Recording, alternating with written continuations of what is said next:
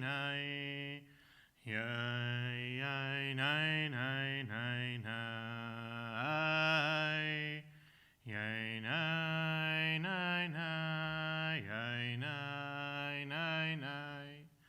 Yay, nay, nay, nay, nay, nay. Yay, nay, nay, nay, yay, nay, nay, nay. Yay, nay, nay, nay, nay, nay, nay. Yay, nay, nay, nay, nay, nay, nay, nay. Yay, nay, nay, yay, nay, nay, nay. Yay, nay, nay, nay, yay, nay, nay, nay. Yay, nay, nay, nay, nay, nay. Yay, nay, nay, nay, yay, nay, nay, nay. Yay, nay, nay, nay, nay, nay. Yay, nay, nay, nay, yay, nay, nay, nay. Yay, nay, nay, nay, nay, nay, nay. Yay, nay, nay, nay. Yay, nay, nay, nay. Yay, nay, yay, yay, yay, yay, yo.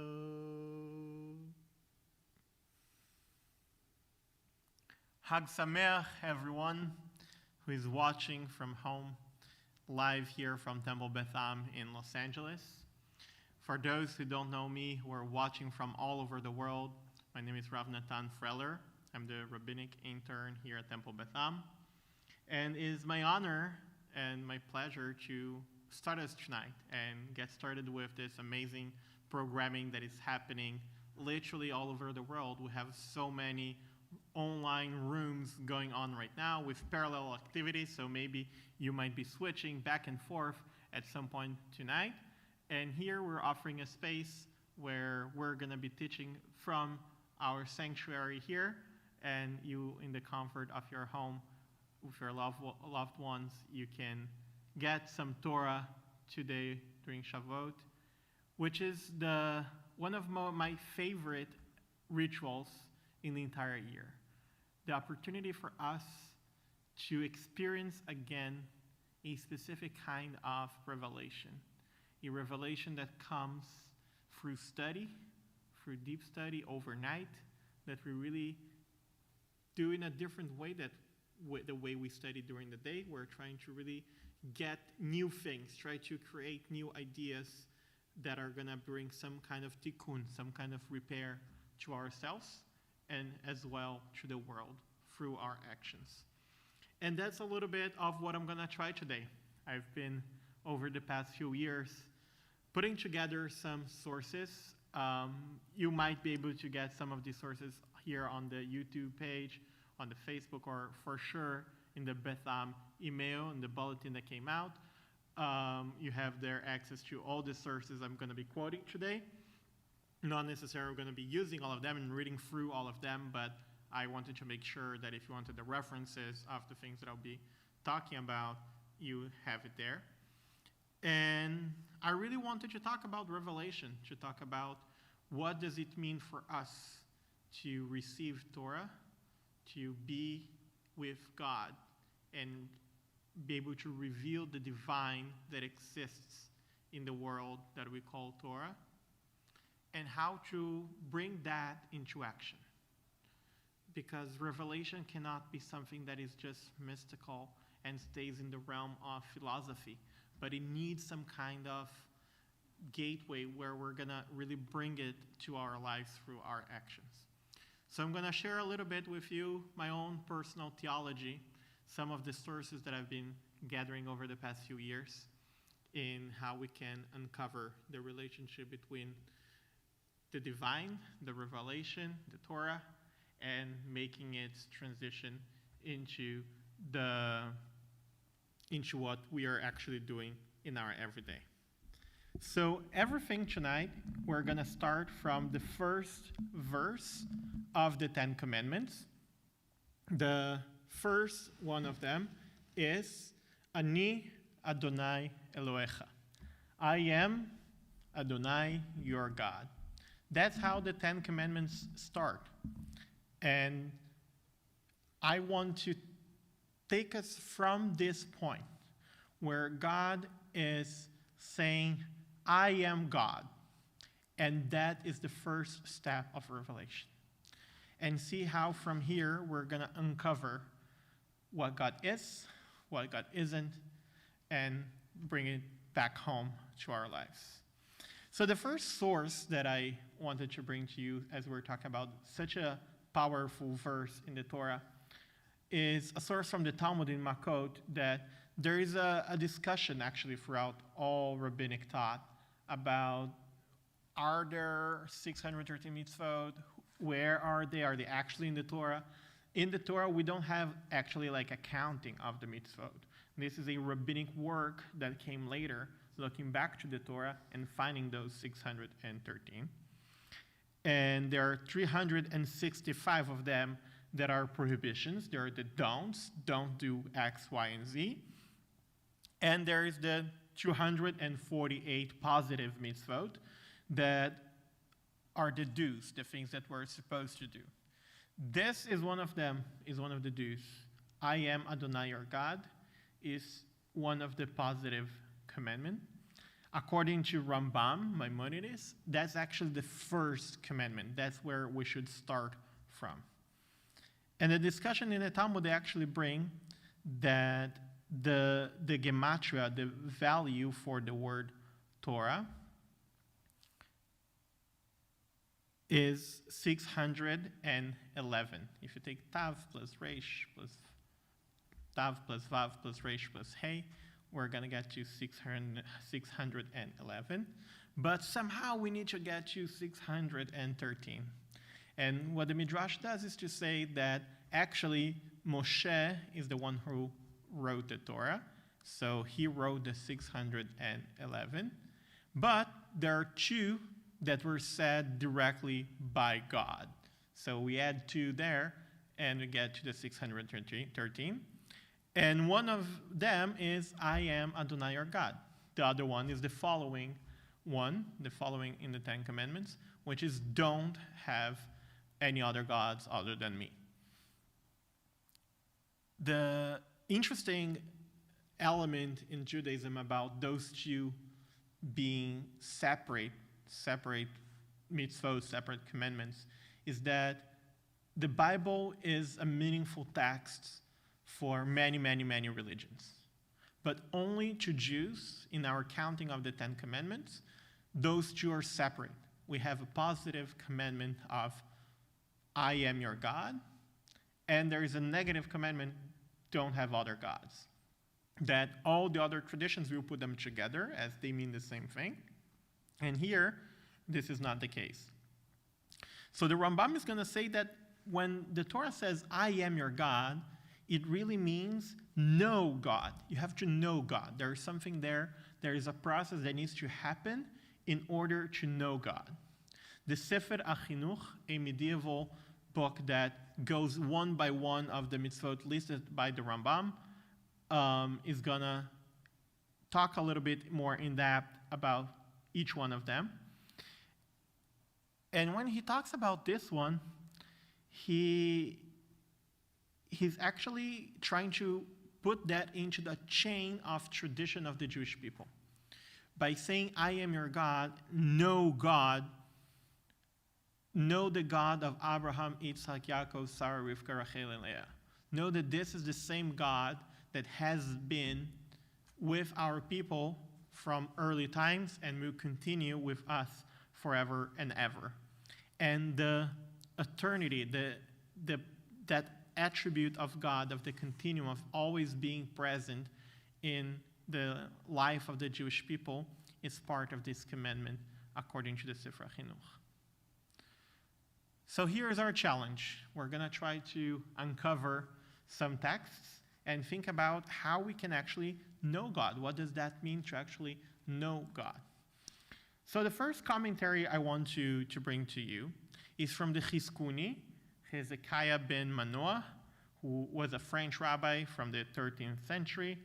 And he says that he's quoting a early midrash from about 2,000 years ago. It's in Tanchuma, it's in Pesikta de Rav Kahana, where Rabbi Levi says that God appeared to everyone at Mount Sinai, but not in a unique way. Each one could see God from a different perspective. It's like if God had many, many, many different ways of being seen, of being heard, and each one was able to actually see and hear in a unique way. There are other midrashim that will support this idea and talk about how people were able to get the revelation according to their own abilities. So people who were more visual probably got some kind of revelation that came more through a visual way, while others maybe came through sounds, and others came from smell and maybe logic. So there is this idea that there was a unique revelation for each one. And his proof for that is that the verse says, Ani Adonai Elohecha, and not Ani Adonai Elohechem. The verse says, I am Adonai your God, singular God, and singular you, and not I am Adonai Elohechem, meaning I am your God, the God of everyone. And because it says in the singular, he understands that this is a unique revelation, that everyone has a different perspective of God. So whenever we're talking about revelation and trying to know God, the first challenge we have is that we're gonna come up with different outcomes. There's no way that we're all gonna have a personal relationship and revelation from the divine and come out with the same exact result. The critique to that idea is obvious. Then one could say, actually, there are just as many gods as we have people. So if I'm having my personal revelation that is unique to myself, and you are having your personal revelation, that would mean that maybe we're just connecting with different gods. And if you want to go even further, you could even say this is not even a revelation. This is just me talking to myself. And whatever happened in that mystical moment of Har Sinai, or whether it still happens every year on Shavuot, or if you want to be even more expensive, it happens every day in our lives. Our connection, our experiences of revelation, they're just us talking to ourselves, and there's nothing else. It's a solid point. It's a good critique that could try to take down this whole idea of revelation, exactly because there is no oneness that comes out of it. There is no one picture that comes out of it, but rather many different experiences that come out of it. And that's something that had bothered me for a long time. I've been struggling with this idea if God is subjective to that point, so there is no God, maybe. And one of the places where I could find some kind of answer and comfort in our tradition is in the thought of Rabbi Harold Schweiss. So this is a book that just came out from Rabbi Ed Feinstein, my teacher. And Rabbi Harold Schweiss was his teacher. They worked together for many, many years. And even though Rabbi Schweiss himself wrote many books, this is the most concise and objective one of them, where Rabbi Feinstein quotes and writes about Rabbi Schweiss. And he has a take on this idea of oneness that really speaks to me. It is rather the relationship, the pattern, and organization among these things that gives them their character. Just like family or community or any number of other realities embraced as important.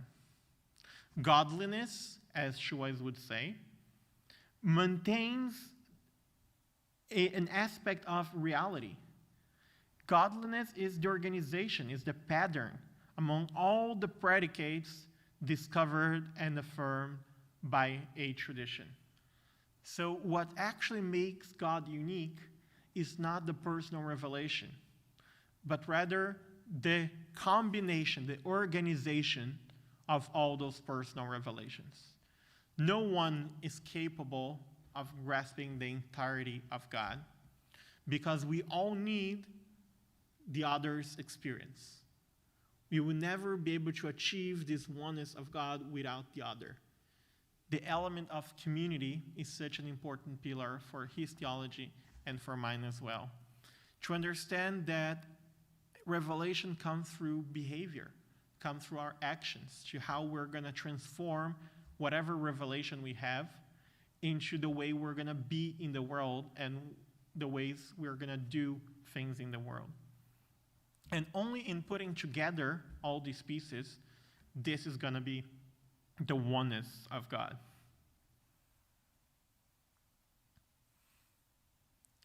We are going to talk a little bit more about the Shema later on. And there is a very interesting discussion in the Talmud, already in the Mishnah, about the Ten Commandments and the Shema. There are so many relationships between them. Some would say that they actually are hidden inside each other. Back in the days, in the times of the temple, apparently we used to say the Ten Commandments every day in the morning. And at some point, the rabbis decided not to do. One of the reasons because the Ten Commandments were gaining some kind of weight that people would say we just have 10 commandments. And the Shema is more broad and encompasses all the 613 commandments. So then that was a way of avoiding critique that we only have 10, but reaffirming the idea that we have 613. And observant Jews, they're going to say the Shema Israel every day in the morning and at night, saying that God is our God and is one. And the way we're going to be able to bring together all these voices that everyone is saying daily is not in isolation, but is in being in community. Because Shavu's theology comes from a solid response to the Holocaust. He could not let go this idea that people were struggling with the religion. And while many were trying to respond to that in just being together, creating the folkways, as his teacher, Rabbi Mordechai Kaplan, would say, but belonging into a community was just not enough. The religion was dying, and he needed to give a new answer to a meaning for being Jewish. And in his response comes through action, comes through morality. So the God that we are all bringing together through our personal revelations and understandings has to do with our understanding of morality. But no one can have a full understanding of morality. So only a communal, when the society gets together and bring our moral understandings of limits, permissions, rights, we actually are getting together to this picture of God. And his example is a famous story in the Talmud about God torn between justice and compassion. If God would judge the people with too much justice and no compassion, the justice would be too strict. And that's not how we understand morality. That's not how we understand the relationship between God and us. That strict justice is a problem. We need compassion. Compassion is a balance, is a way to really regulate our understanding of justice. And at the same time, the opposite is also true. If you'd only have compassion, would be only compassionate to each other, we wouldn't have justice. And the truth of the divine morality that he's talking about is the one that comes in the middle, that comes in the equilibrium, in the balance between all these forces. And we can only see that through our actions. Philosophy is great for us to unpack those ideas, but unless we come to a situation where justice and compassion are going to be fighting with each other and we have to make a decision, or any other dilemma that we're going to have between divine attributes, of these values that we're calling them divine, that we're honoring them as part of this oneness that rules the world, we won't really find the right balance. This balance is not a theoretical balance, but something that comes and is found in the practice. One of my favorite verses from the Torah that shows how this is actually how it happens. The way to understand God is through behavior. We're going to talk later about how the name that Rabbi Shulis gives to this theology, the predicate theology, predicate as opposite of the subject. So we're not talking about the noun, we're talking about the verb, we're talking about the action, and that's the centerpiece of his theology.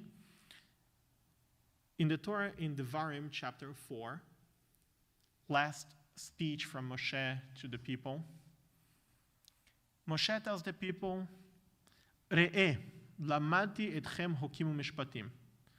See that I taught you laws and rules. You have statutes. You can't just do whatever you want. There are rules here. Where are they coming from? From Adonai, my God, who commanded me, for you to abide by it in the land that you're about to enter. So Moshe is really telling the people, you're about to enter a new land, and you have rules that are divine rules that are going to be moderating the way we are going to relate to each other in order to bring the divine attributes to our lives. Observe them faithfully, for they will be seen as your wisdom and discernment to other peoples. I love thinking about this idea that someone would pass by a Jew who is performing a mitzvah, and just from looking, without interacting with the person at all, say, whoa, how wise and discerned is your people? Because that doesn't happen, and it can't happen. Because one person could only see our behavior. It's not only looking the concept of a mitzvah that others who don't know what we're doing would perceive some kind of morality, but in seeing the way we're acting, the way we're behaving in the world, is how we're going to be able to really make this idea real. And these peoples, on hearing all this mitzvot, on seeing us practicing them, they will say, surely that great nation is a wise and discerning people. For what great nation is there that has a God so close at hand as is Adonai our God? Or what great nation has laws and rules as perfect as all these teachings that I set before you this day? Moshe is saying that God can be seen in our behavior. People are going to look to the way we're practicing the mitzvot, and they're going to say, God is great. What a great God that gave those laws, that taught you that morality is such an important piece. Even though I've been using the word morality a lot, you might be thinking I'm only talking about the mitzvot, about the commandments that are moral, that have to do something with the society, but I really mean all the mitzvot, including the ritual ones. And I think that's exactly a central piece of it. They're not actually that different.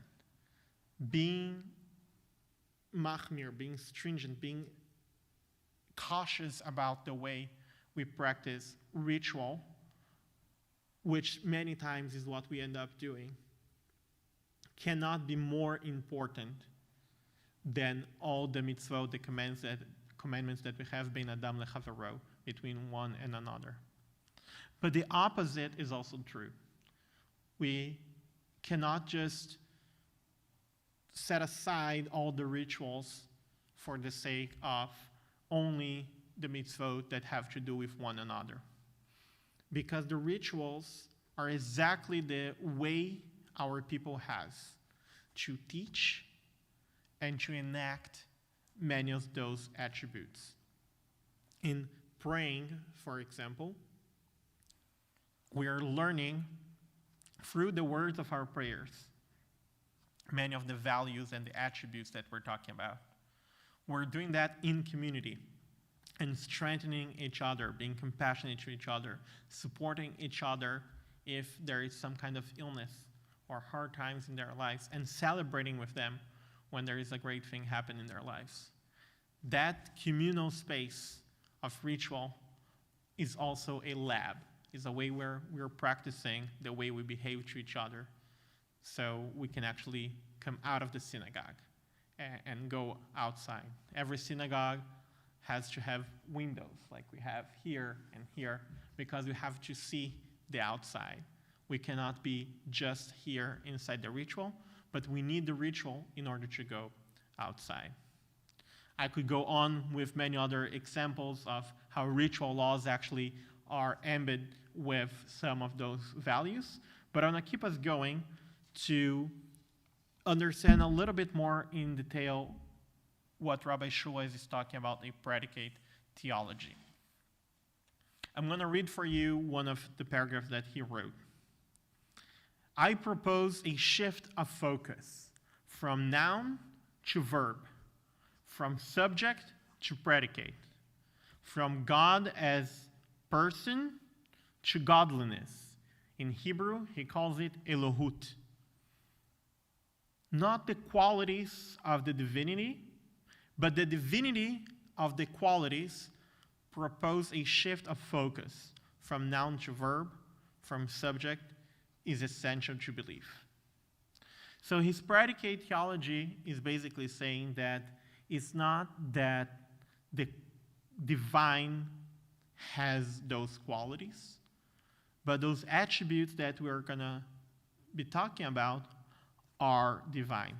We see the divine in the action, but we cannot talk about the divine when it's not in action. To believe in godliness is to believe in the verbs and adverbs that refer to the activities of divinity. To behave in a godly fashion is to realize in one's life the attributes of godliness that are the potential in all human and non-human energies. Atheism is not the disbelief in the reality and goodness of the noun, but disbelief in the reality and goodness of the attributes. The question to be asked of those who seek God is not whether they believe in a noun that cannot be known, but whether they believe in the gerunds of godliness, like healing the sick, feeding the hungry, supporting the fallen, pursuing peace, and loving your neighbor. He's saying that if we see those actions as divine actions, that's what it means to behave godly. Our goal is to inherit and emulate those words, those actions that come from God, and is our challenge to bring them into life.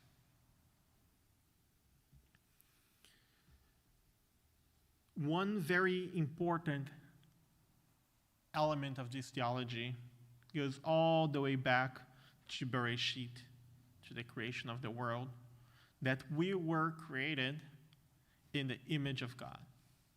So all humans are created with the potential to be like God, to really emulate all these attributes that are divine. So in being godly, it doesn't mean that we're being, in a physical sense or even metaphysical sense, a godlike kind of entity. On the contrary, we are acting like God in doing those things that we call divine. So revelation has a new meaning in this theology. The predicate of godliness is not something that we invent, but something that we discover. The traditional religion, the traditional take on revelation would say that there is a knowing of God that is just one way, that God reveals God's self to us. And this is what is written in the Torah. But for Shuais, there is no divine subject there speaking at this mountaintop. We're not talking about the subject. The predicates of godliness are revealed through a community, a transaction and history and nature, everything that is being revealed through each one of us. The same way we were talking about earlier, that God was revealed to each one in its unique way. Revelation for the community is going to happen in the relationships that we have with each other. Only in finding the divine that exists in your actions and you finding the divine that exists in my actions, we're going to be together, getting closer to this oneness, to the revelation of the divine.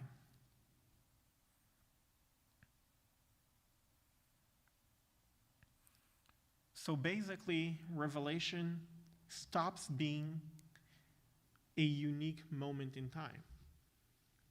Revelation is not only one thing that happened at Mount Sinai thousands years ago, but revelation becomes a daily routine. In knowing ourselves better, connecting to our traditions so we can also know all the ways that the divine was revealed before us. Connecting to a chain of tradition of continuous revelation, where a lot of people had a stake in creating what now we're going to call this oneness, that is always incomplete. Because if revelation is continuous, everything that is still about to come is part of what already exists, even though if it doesn't exist yet. So we have to be humble and understand that at the same time that we are aiming to achieve and feel and see and touch this oneness of the divine, we're at the same time knowing that this is not all, and that we need more and more and more people sharing and interacting with each other through those divine attributes so we can reveal the entirety of God. So Shuai says that the qualities or predicates, they're just not things that we create. Their origin might come from these human needs and desires and things that we want, but then they're tested against reality. Only after I feel the urge and I feel that I found something that is divine and I start behaving by that idea in my life, I'm going to be testing that and bringing that into the world. So individually and collectively, we're actually witnesses. We're verifiers of God's reality. In the interactions that we have with the continuous process of revelation, we are actually being part of creating the oneness of God. Religious beliefs are conditional. They really depend on our behavior testimony. One of my favorite phrases that comes out of Shuai's theology is that God is not something that we need to believe, but God is actually something we need to behave.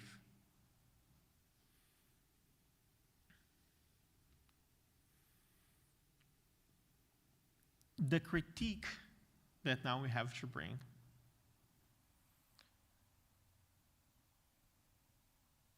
is also brought by the Ramban, Nachmanides, medieval rabbi, who commented on that verse, Ani Adonai Elohecha. And he says that this is like Rambam, this is a positive commandment that teaches and commands us that we shall know and believe that there is God, and this is our God. God existed before, came before everything, created everything, and we just have to accept that. I find this challenging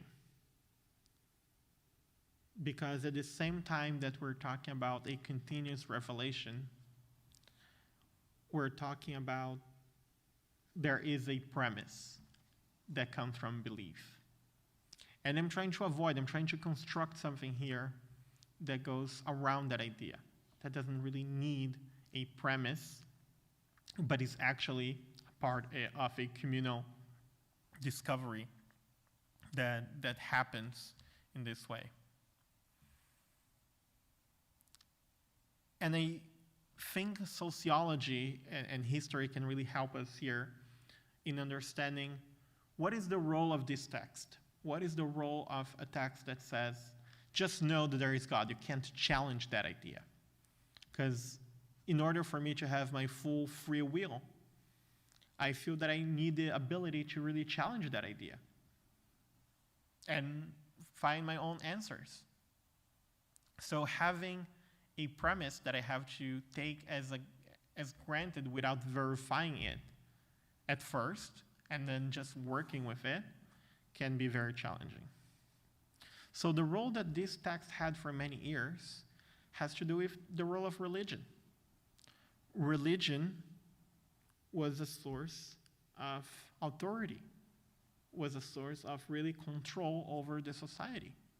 Up until the Enlightenment, we see religions through love, but also through fear, putting in the mouth of God threats that if you don't do X, Y is going to happen to you.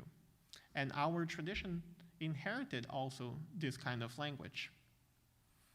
And the fear that those would happen actually became a central piece of many theologies. The fear that if I don't do something, I might die, or my crops might not grow, or that I really won't have anything to eat next year, were terrifying. People didn't want to take the risk in discovering that. We get to the famous question of when bad things happen to good people, and vice versa. So for more than 2,000 years, the rabbis have been struggling with this idea that if those things happen, why do we keep using the language of threatening, of really like saying that something will happen, even though sometimes it just doesn't, and we don't understand why. So either we just don't get the system, and the system is wrong, or the role of this text was important for that society, and you need to reinterpret and reconstruct that text to have a different meaning for us. A major change is going to happen in the Enlightenment with modernity. Spinoza maybe being the first individual that really was able to live outside the Jewish society as a Jew is a big symbol of modernity, because he suffered a lot of those threats. If you leave, if you think this, if you think that, you're going to be punished. But he wasn't. And he was able to survive as a Jew in the modern society. So the source of being able to command something, that there was a God that you just have to believe and accept, becomes fragile, becomes not powerful enough to really move the masses like it used to. So then, the society around us take a little bit of that role. The non-Jews, especially during the years of the Enlightenment and on, kept telling the Jews, you are Jews, and you have to behave like Jews, and you have to live with the Jews. We are segregated for many, many, many generations by the society, and all the threats and fears are coming from our neighbors. And we had to then do what we're supposed to do according to our religion, because otherwise we would suffer in the hands of other people. It's not necessarily that the punishment would come from God, but we just had to live among Jews, and that's how Jews live. And if we want to get out of this situation, better behave correctly and aim for the best with God's help. Finally, we're living in a period when even that has changed. Freedom, the individual freedom, has reached a moment in history that is very unique. And the crisis that we are experiencing right now is challenging back that individual freedom that we had for granted for so many years. How can any element command me to do something, to have a source of authority, giving commandments to the Jewish people, if we know that the punishments described by the Bible are just not happening as described? Why would I keep doing that? That's where I think Shuai's theology is so important. Morality is a key element for all of that. We're not practicing all of that just because we're commanded to do so, but we are practicing because this is the right thing to do, because we're understanding the morality that exists in these laws, and we're trying to really go back to the revelation moment. We're trying to uncover the divine that exists in the world through our actions, through doing Jewish, through really doing the right things. So then the question comes of morality changes with time. According to the Torah, it was fine to have slaves. And right now, it's not. So how can we say that the Torah was right in saying that was okay in regulating the slave market, if nowadays we say that slavery is, of course, something that should never have existed and unfortunately still exists today in some other forms and should not exist anymore? His response is that our understanding of morality comes exactly through this continuous revelation throughout time. So when we say that morality develops, it's just us uncovering and learning more about the divine.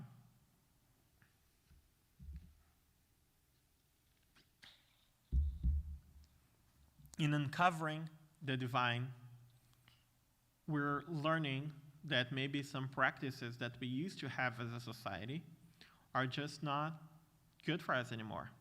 And they're not manifesting the divine values that we understand as part of the revelation. So revelation becomes, again, the central piece of the way we behave. The challenge between revelation and action, that in the Jewish world, action we're going to call halakha, that many would translate as Jewish law. I like to translate that as the Jewish behavior, the Jewish way of being, is that they are always in dialogue. Many people understand that halakha is something set in stone that we just need to follow.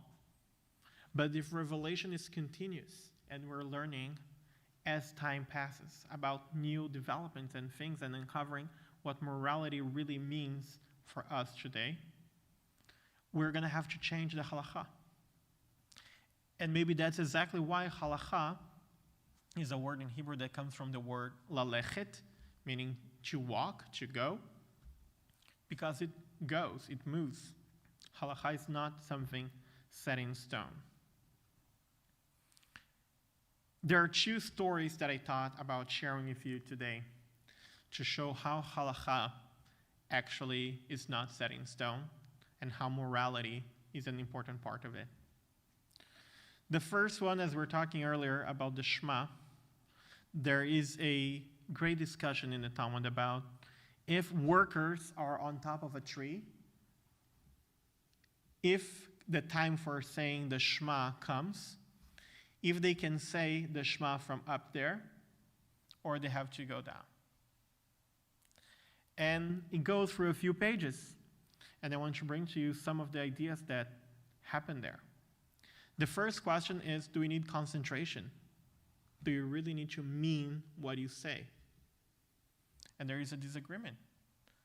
In our sources, sometimes for many prayers, you actually don't need to really have a full concentration in saying the words. But about the Shema specifically, some would say that at least for the first part, you do need full kavanah, full concentration and focus and intention in what you're doing. And what you're proclaiming is exactly the oneness of God. What you're proclaiming is exactly the idea of revelation that comes through the way we relate to each other in society, in creating this oneness that comes from this multiple ways of revealing the divine in the world. The other element of this discussion is what's the role of that worker at that moment. Are they being paid for the entire day? Doesn't matter what they do. Are they being paid by hour? And those parts of what we call reality, right? How we are living our lives and our commitments to everything we're doing around are important. And even the way we're going to relate to the ritual and the capacity we're going to have to use the ritual to bring more revelation into our lives is going to change depending on the way we are setting contracts and relationships between people. There is no one answer for if the person on top of the tree can say the Shema or not. There are many variants and variables that are playing around at this time for anyone to make a decision. And we're not all the same. And halakha, the way that it means to being Jewish, is exactly to balance those elements and understanding that that person has one position in their work and has one position in their relationship to ritual. And the way we're going to understand the power of being commanded to do something is going to depend on that. And being able to evaluate our role in society and finding the way that we're going to be able to bring, through revelation, our part into action to really find the oneness of God. And the other element, the other story that I want to bring, is a very famous story in the Torah. It says that if there is a rebellious child, that child needs to be warned if they're rebellious and not paying attention to what their parents say, and be stoned to death in a public space. No one would ever imagine that this is a moral thing to do in our days. And it is one of the most challenging texts in the Torah, that the Torah is commanding us to, upon one specific situation, the elders, the leadership of the community has to stone to death a child. In the early rabbinic texts that we have, we already see the discomfort with that text. We see that the rabbis were not ready to let that understanding of morality win over their revelation, over their understanding of morality. The first thing they say is that the Torah is true, this was part of someone's revelation. And in bringing their own revelation, they're saying, let's unpack that a little bit. Okay, there are conditions for that to happen. Let's open those conditions. And the Talmud is going to go through so many conditions that needs to be fulfilled based on the Torah text in order to have that happen, that makes it practically impossible. The Talmud also says that this just never happened and would never happen. This is the exercise, the rabbinic exercise, to really try to bring together the past, the revelations that already existed before us, that are chained to our patriarchs and matriarchs, with all our ancestors, and their aspects of revelation, and how they saw the divine in their days. And not reject that, but add to that. In adding our voice, in being part of the revelation, we're bringing revelation to action. The way for us in 2020 to actually see a continuous process of revelation is to face the real challenges that we have, both in our history, in our tradition of our people, and in our reality of our days. And only confronting those two, the values, the actions, the attributes that we call divine and sacred to us, we can use them to change our own behavior, to change the way that we understand ourselves, our role in the world, and how we are going to then emulate those divine values. My blessing for all of us tonight is a blessing and a challenge. I want us to use the experience of Tikkun Leil Shavuot this year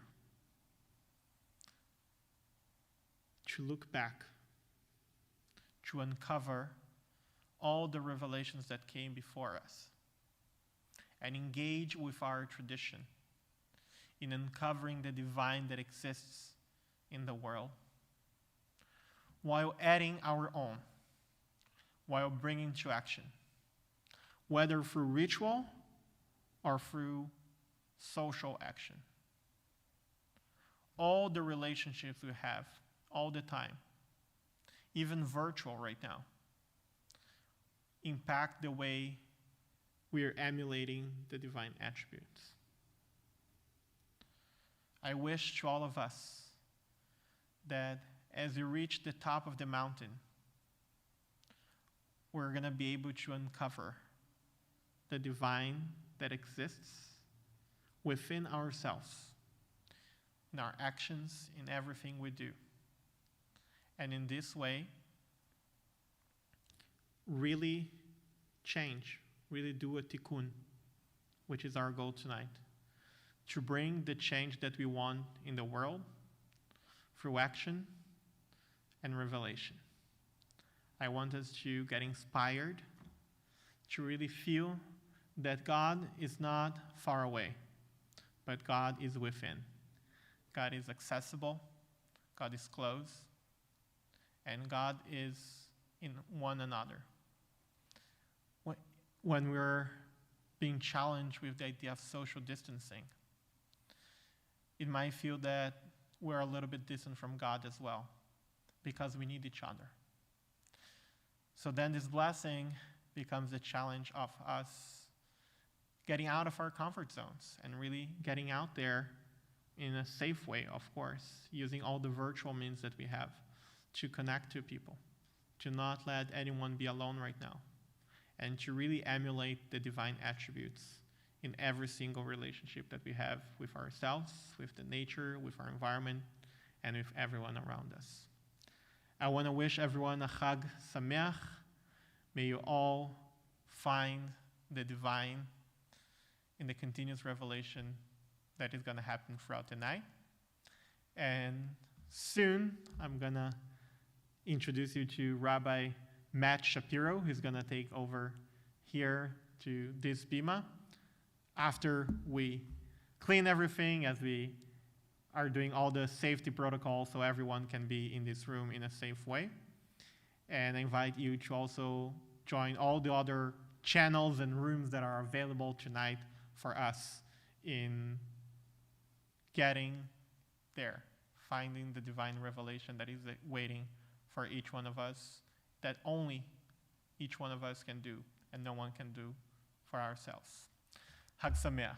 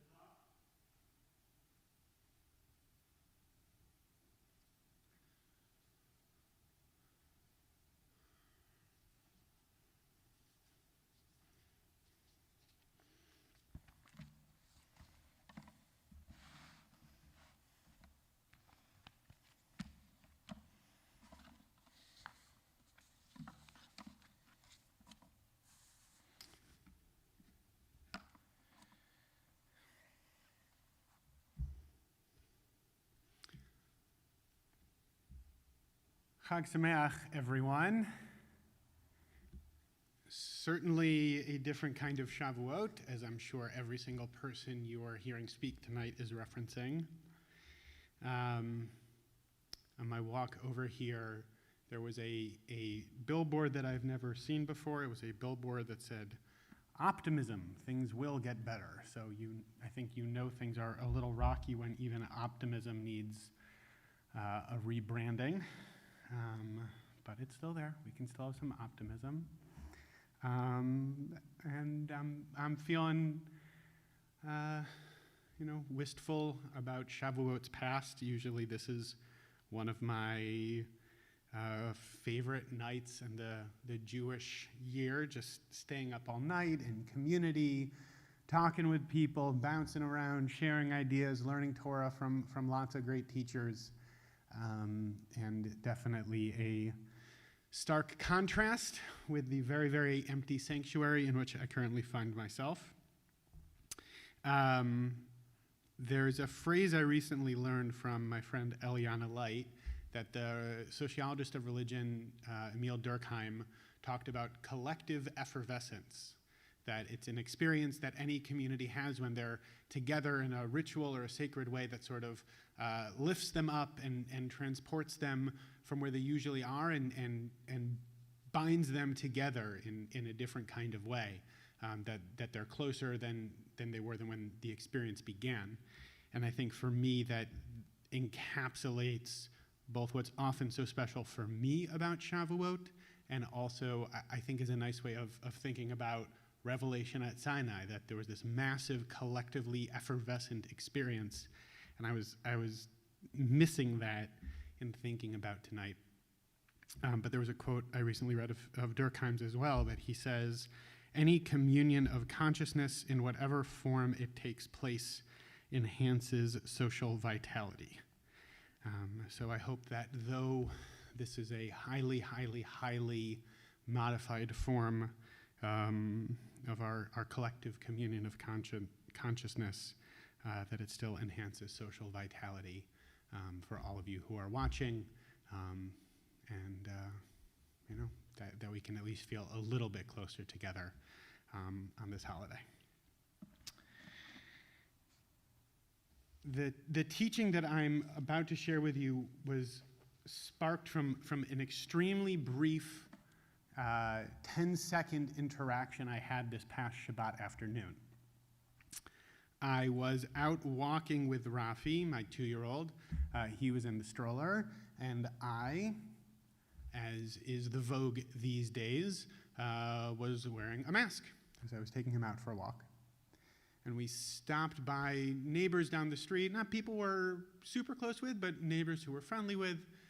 He's on his front yard, I'm on the sidewalk, a nice socially distant Shabbat Shalom.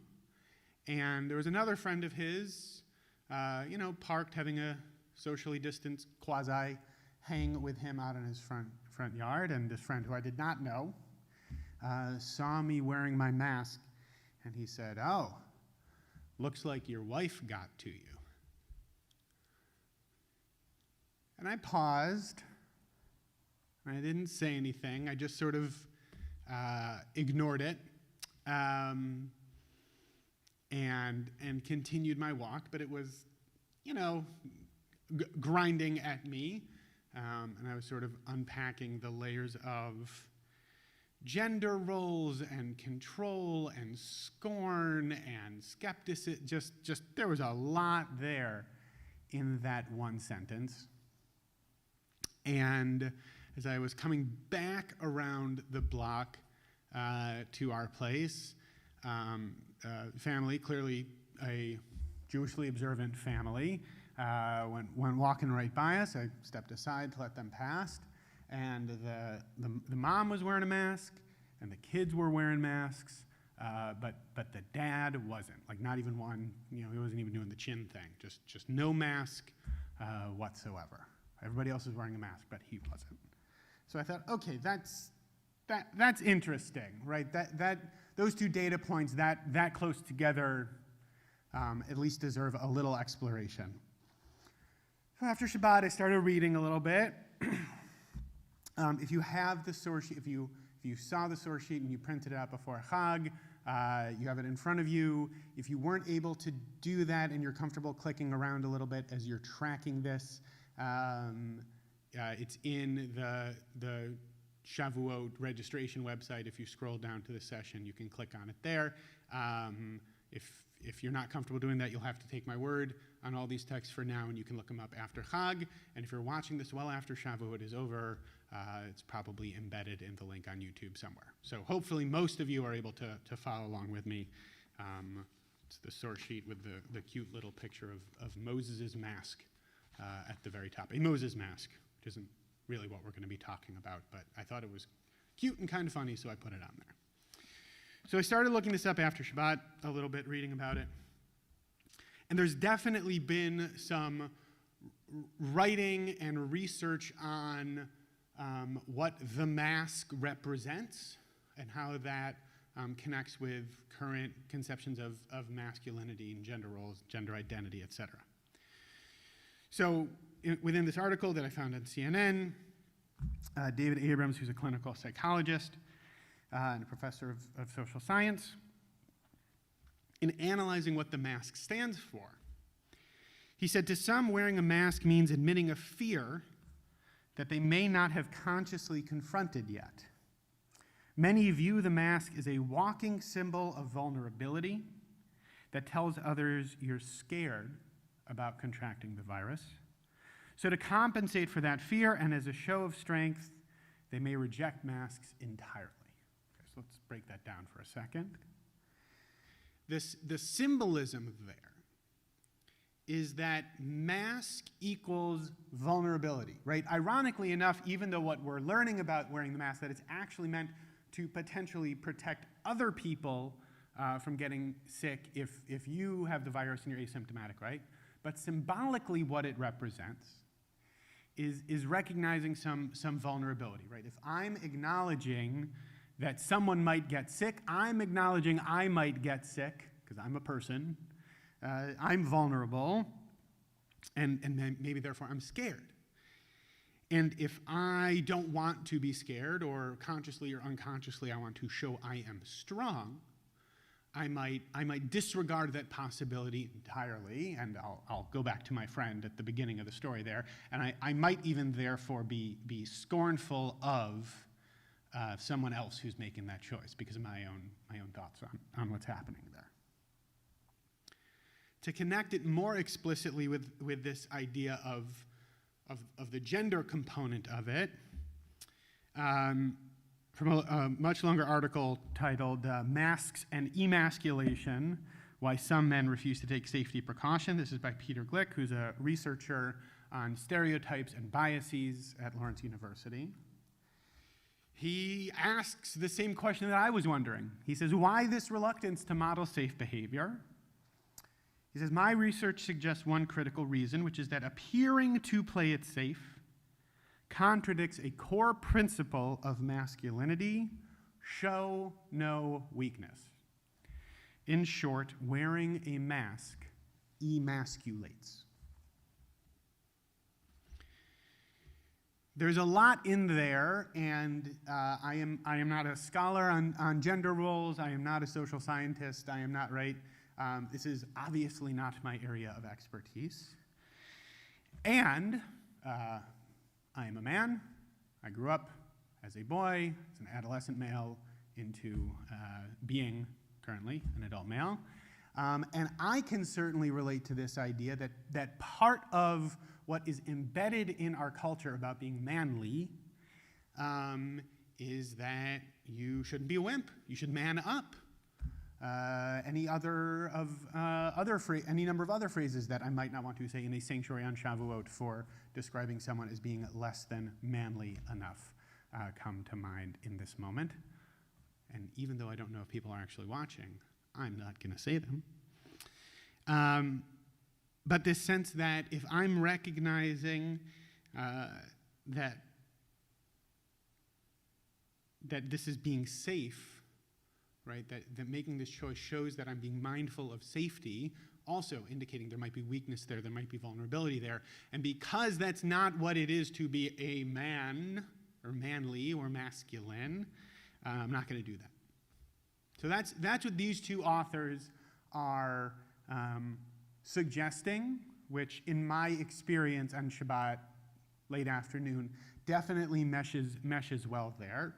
When I worked at Beit Tshuva, I would lead a group with my friend Nessa Feinstein. We had a great time leading it, for guys in the program, and we talked about all kinds of things. And one of the things we talked about was gender roles. And one of the sessions we would do, consistently cycling through a few sessions, was we would ask, what does it mean to be manly, right? And inevitably, stuff along these lines would come up: being strong, being tough, and not crying, not right, like all of that sort of cluster of stereotypically male behaviors. Gender norms are, of course, a construct, but they're still real, right? They're still embedded in how we live. I experienced that personally. I think I saw some of it at play on Shabbat afternoon, and these two authors, researchers, are suggesting it's connected. Okay. So, not so Shavuot-y yet. Let's move in a more Shavuot-y direction. What came to mind for me as I was thinking about masks, and okay, is there any Shavuot connection here? Skipping ahead just a bit, yes, there is. There's actually, for those of you who might remember, a very clear moment when Moses needs to cover his face. Moses chooses to cover his face for the sake of the people around him. And so in playing with this, I found this fascinating article by a professor at Rhodes College in Memphis, Rhiannon Graybill. Thank you, Rhiannon, for this article. It helped me out a lot in preparing this session. It's called Masculinity, Materiality, and the Body of Moses. And what she lays out in this article, as a professor of religious studies, is that Moses breaks with this idea of hegemonic masculinity, that there is a dominant and consistent idea within the Torah, within the Bible. She's talking about the whole Tanakh, within the Tanakh, about what it is to be manly, even though the Torah never says, here's what manly is. It's embedded, right? It's embedded in how characters act and what they do and their relationships, etc. And she lays out a host of different ways in Moses' physicality specifically that break with that idea. So she says, to be a man is to avoid feminization, right? Hegemonic masculinity furnishes a cultural idea of masculine performance, resists any movement towards the feminine side of the spectrum. To be a man is to avoid feminization in its weakness, vulnerability, and difference. Yet, Moses' body breaks with this hegemonic masculinity, and Moses offers an alternative performance of masculinity. Okay, so this article definitely caught my attention. What she's suggesting is that by virtue of how the Torah lays out its description of Moses' physicality, it's at odds with what the normative sense of a masculine physicality is within the Tanakh. Again, we could go to the graduate seminar. I would not be teaching it. We're going to get into Torah in a second, which is a little bit more my wheelhouse, but I just want to lay the groundwork on that, this sense that I almost touched my face. I've gotten so much better at not touching my face. This idea that there's something different about Moses in his body, and that clashes with what's typically masculine within the Tanakh. And she lays out a host, right? She lays out a few different examples. The idea that Moses is slow of speech, right? His mouth, his tongue, the way that that's not normal. A big component of her paper is those sort of cryptic 3 verses at the beginning of the book of Shemot, the Chatan Damim, the bridegroom of blood. Say that 10 times fast. The bridegroom of blood section where there's this mysterious interaction and someone is circumcised and there's blood, etc., and how that breaks with what's normative. And one of her examples is the section I referenced a second ago, which is this brief but really jam-packed description of Moses covering his face. Okay.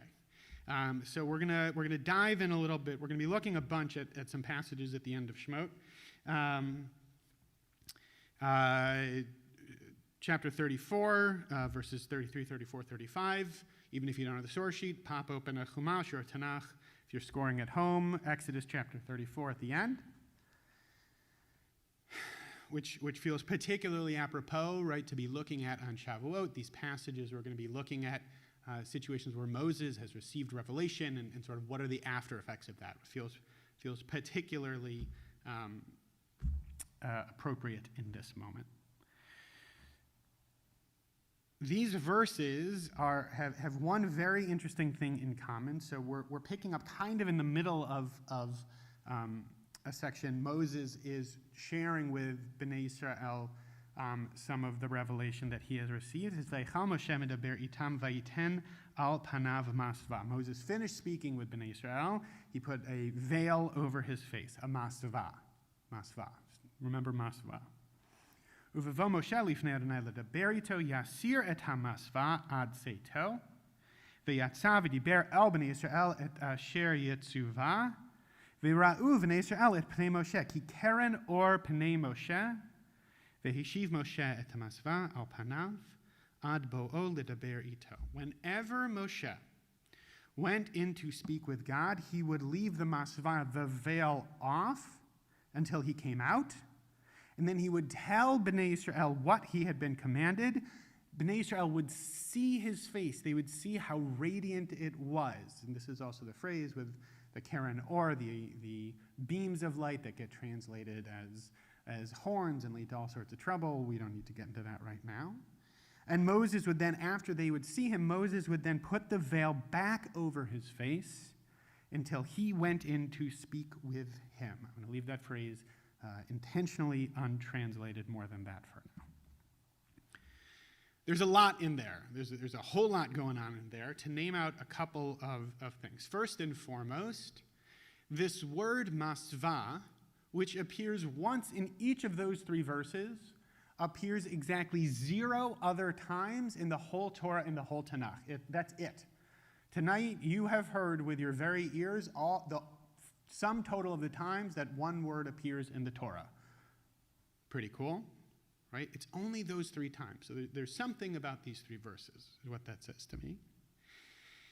It's this sense of relationship. It's this sense of something that is both intimate, right? This intimate relationship where there then needs to be distance. There is something holy, right? And in Judaism, we think about this idea of holy as not just, hey, it's holy, it's cool. Holy is also separated, right? Holy, there is implicit separation for us in the idea of holiness. And the concept that's operating here, this sort of tripartite sense of the veil is off, the mask is off when Moshe is receiving Torah. The mask remains off when Moshe is transmitting that to the people. There's a specific time and place and context for which that mask can be off, is safe to be off, right? And I interpolate that sense of safety because we know that being too close to God can be dangerous. And not only if you've seen Raiders of the Lost Ark, right? We know this from the Torah over and over again, the sense that being too close, think Nadav and Avihu, right, Aaron's sons who were smote, the sense that getting too close can be dangerous. But it's off when he's with God, it's off when he's transmitting Torah, and the rest of the time it's on. So there are different contexts and there are different times for when Moshe does or does not cover his face. I think you get why I'm finding that interesting in this moment. But so to dive into that word a little bit, to briefly take you through the Rashi on this, Rashi, of course, the commentator par excellence. Rashi, if you look at it, I'll just briefly talk through it. Rashi doesn't know what to do with this word. He tries to understand it through the Targum, through Targum Onkelos, getting a sense that it's a cover. Rashi finds 2 different places in the Talmud where this concept of a masva seems to share a root with 2 other incidents. Both of the incidents, interestingly, feature women as the primary actors. That's in the 201 version of this. We can get into that maybe next year. And so Rashi says, I don't really know, right? Rashi's clearly trying to figure out what this is. He says, it's a cloth, right? It's a cloth that was put in front of the face, right? Beneged hapartsuf uvet ha'inayim, covers the face around the eyes. And this question, of course, is why, right? Why is it necessary? Interestingly, if you look a few psukim earlier, it actually seems like Moshe doesn't even know that his face is shining, that he doesn't know it's needed, which is also worthy of some deeper exploration we're not going to get into in this moment. Rashi says it's out of reverence, right? It's out of reverence for the rays of glory. Shelo yizonu hakol mihem, that everybody should not feast on them, on these delicious rays of glory.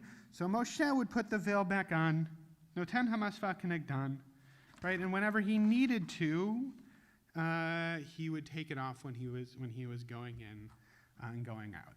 I buy that a little bit, Rashi, all due respect.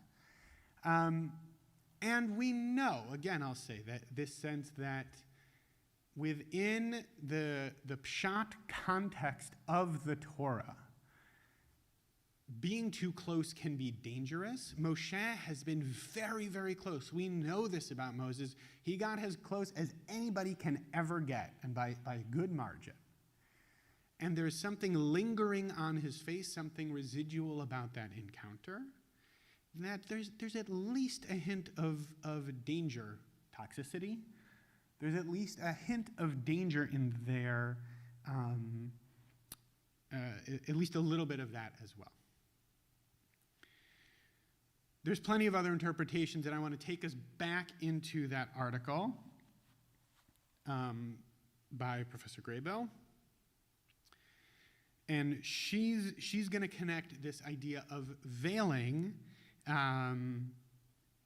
with this concept of masculinity as well. Okay.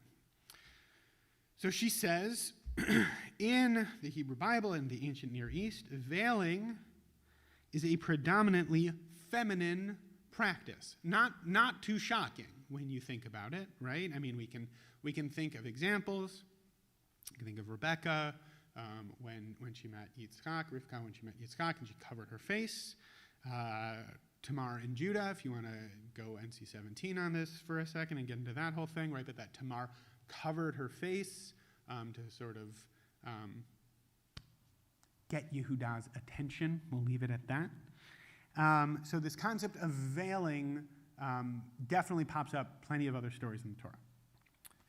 In covering his face, Moses further erases the specificity of his identity. When you cover your face, as many of us are experiencing now, it's harder to see who you actually are, which can have its own fraught and potentially fear-inducing consequences.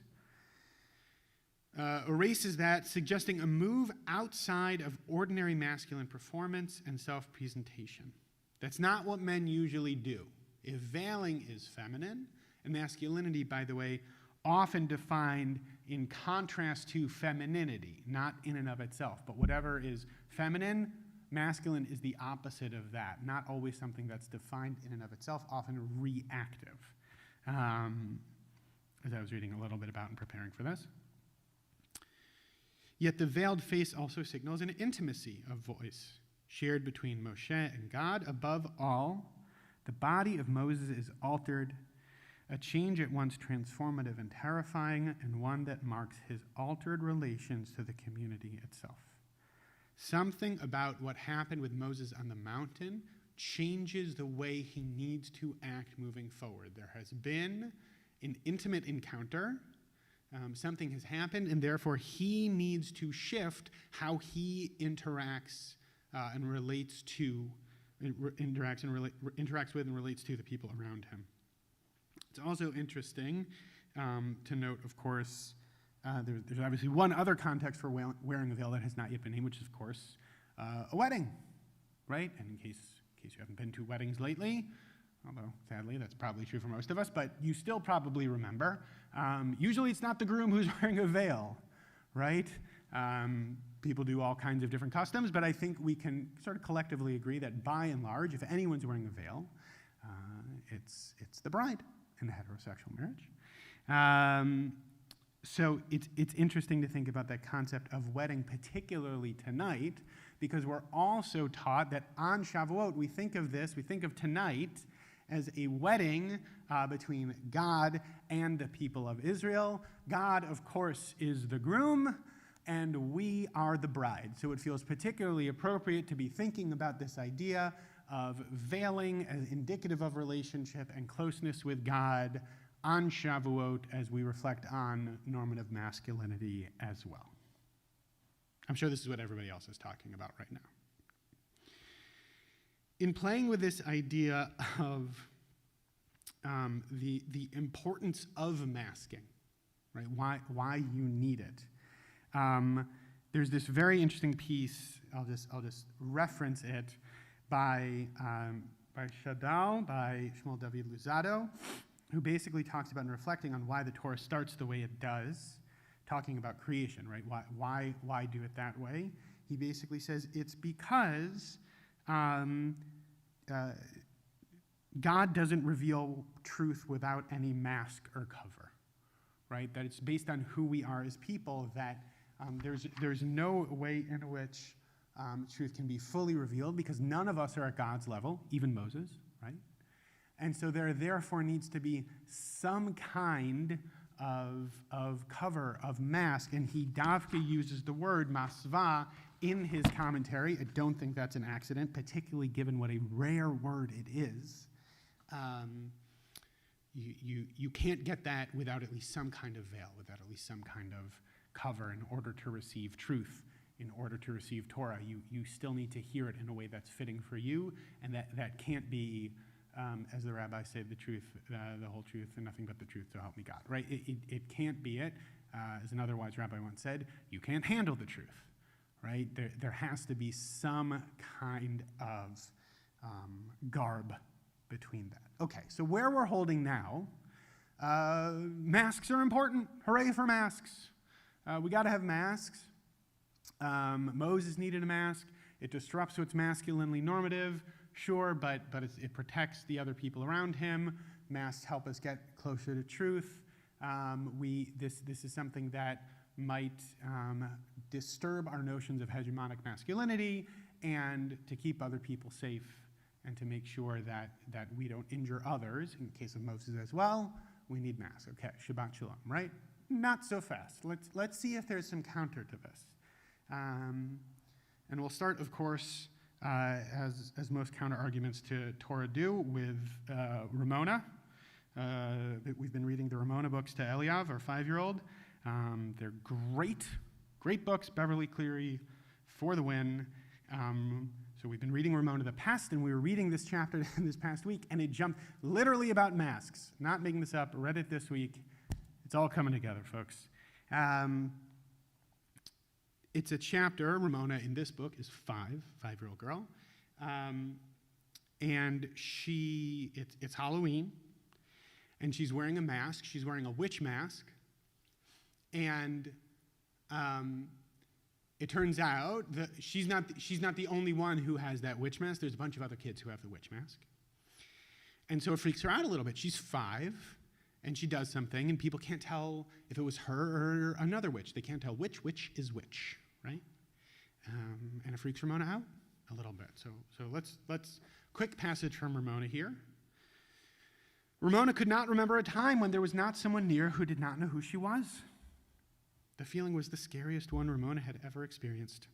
She felt lost inside her costume. She wondered if her mother could know which witch was which, and the thought that her own mother might not know her frightened Ramona even more. With that terrifying thought, Ramona snatched off her mask, and although its ugliness was no longer the most frightening thing about it, she rolled it up so she would not have to look at it. This sense of, if I'm wearing a mask, you might not know who I am.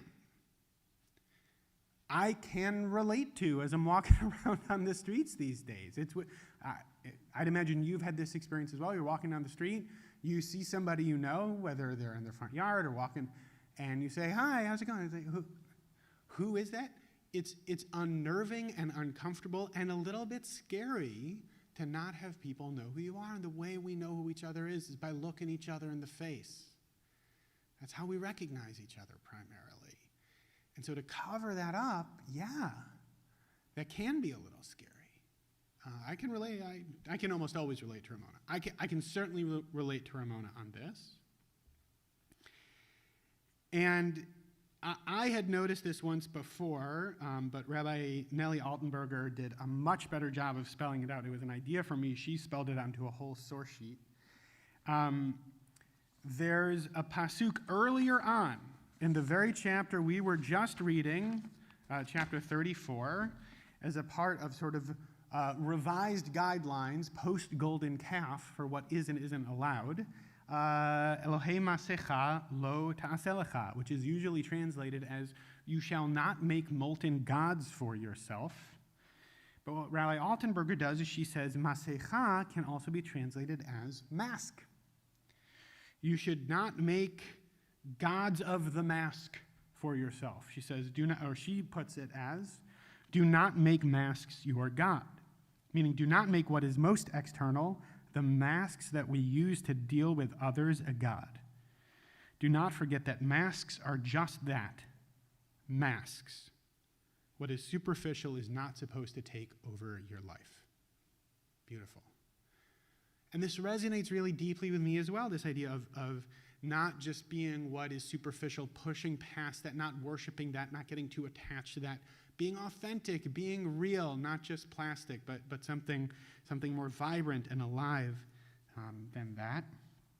She also makes the linguistic connection with that it's no coincidence that dictum comes after the golden calf, because the golden calf was referred to as egel masecha, again, a molten calf, but if you play with it, you can get the idea that, as she says, the golden calf is a mask, one that covers up fear in her understanding of it, the sense that by building this thing, by putting this thing out there, it can help cover up some of the fear and anxiety that I, an Israelite, am feeling as my leader is up on this mountain and he ain't coming back down, and what's going on, and I need something to feel better. A God I can worship, a mask that can cover up some of those uncomfortable feelings that I don't want to deal with. So what she's saying is no masks at all. Don't worship, right? Don't make the mask a God. You got to strip away the mask and just and get to something deeper than that. This also made me think of one of my favorite Shavuot teachings.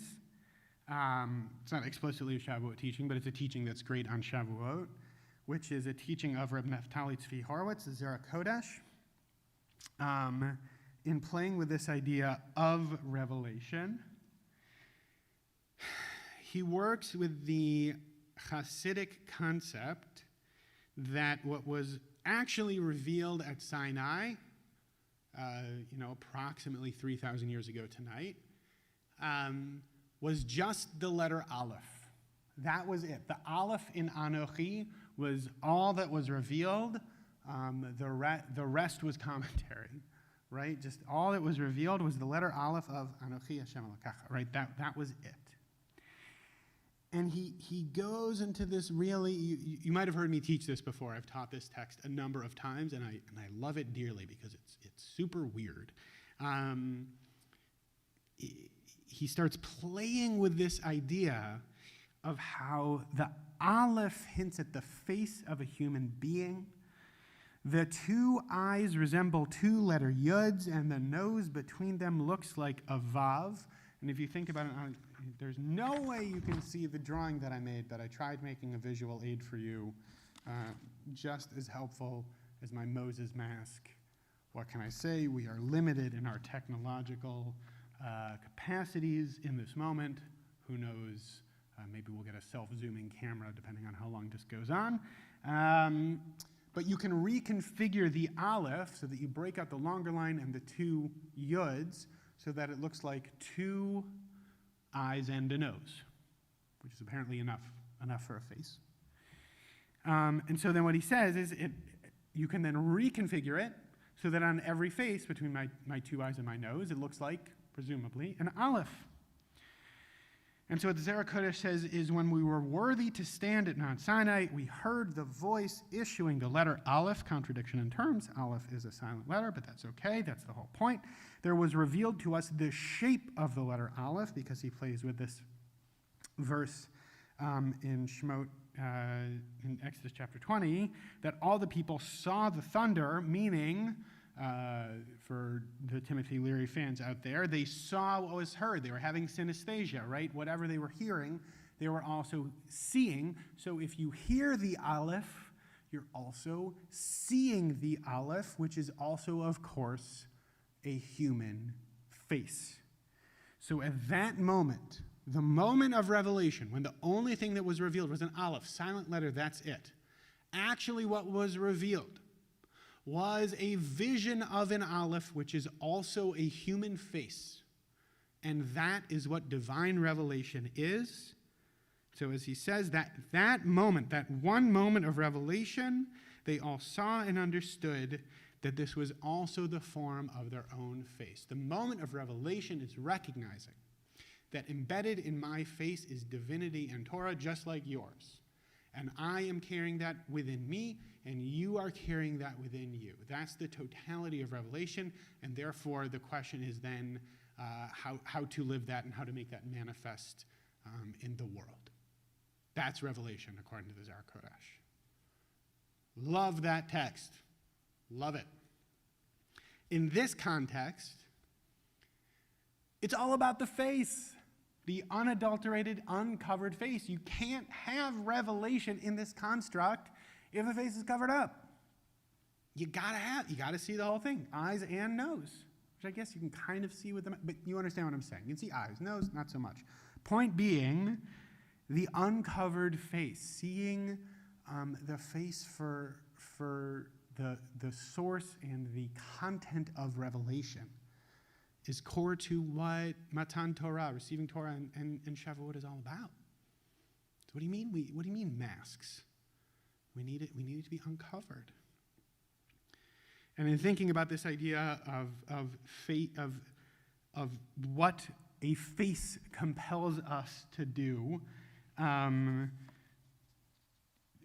referencing only in passing the great 20th century Jewish philosopher Emmanuel Levinas. Levinas talks about the ethical command of seeing someone's face. Just one quick sentence from this selection.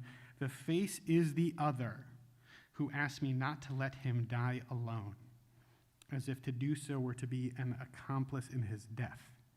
Thus the face says to me, you shall not kill.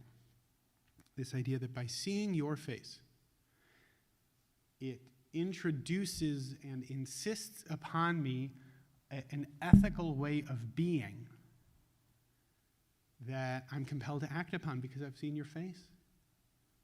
I've seen the content of revelation written right there. And so therefore that compels me to act in a certain way without question. So per these sources, that seems to be antithetical to the importance, value in having some kind of covering, the necessity of covering up truth to an extent in order for it to be transmitted. This seems to be sort of strongly indicating to us exactly the opposite, right? And with regard to the masculinity piece, interestingly, the thing that pinged for me in reading that Levinas was Dafka, like specifically that he's saying, the face saying to me, you shall not kill, something in seeing your face, your whole face, then therefore might stop or cause me to withhold aggression or violence, which of course in a culturally normative way is seen as more masculine, right? So that's interesting. Also very interesting was actually a documentary I was briefly reading about masculinity and the challenges it presents that came out a couple of years ago called the Mask I Live Behind, or something like that. This idea that normative masculinity itself can become some kind of a mask that I have covering up who I am. And so therefore, in order to be an authentic version of my own masculinity, I actually need to discard that mask and be in the world in a way that's authentic to me rather than what's being sort of culturally imposed upon me. I need to move past that. So, like any good Jewish learning, we've got, some contradictory thoughts going here. So is it possible to reconcile? How do we figure out some kind of synthesis, etc.? Let's see if we can do it. It also came to mind for me in thinking about Moses and God and faces and seeing clearly.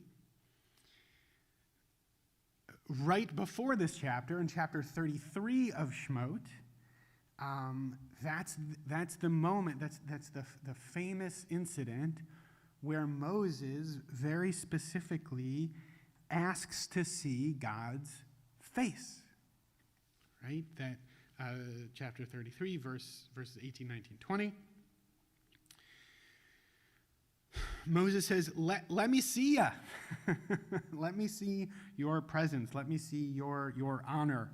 Let me see more of you than I have seen before. And God says, yes, but I'll make all, right, avir et kol tuvi al panecha.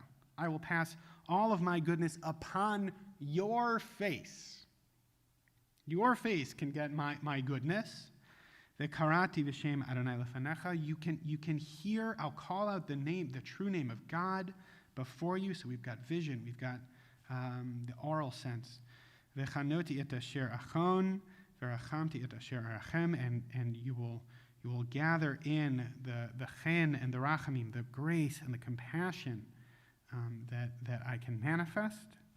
But lo tuchal lirot et panai. Can't see my face. Ki lo yira'eni et ha'adam b'chai. No man can see me and live. It's too dangerous. God also covers. God needs to cover up to protect Moshe. It's not safe. It's not safe for Moshe to see all of God. It's not possible. Interesting, of course, to note that there will be God's goodness upon Moshe's face. This happening in the chapter right before what we were discussing earlier. Me. I'm the only one here. What I was discussing earlier, the royal we. Me. I was discussing earlier. It's too dangerous. He can't do it. It's impossible for Moshe to see God's face. And that kind of seems to contradict something that happened literally 7 or 8 verses earlier. Earlier on in the same chapter, verse 11, chapter 33 of Shemot, we are told very, very clearly, V'diber Adonai el Moshe panim al panim. God would talk to Moses face to face. Okay, great. You can't see my face, and we're talking face to face.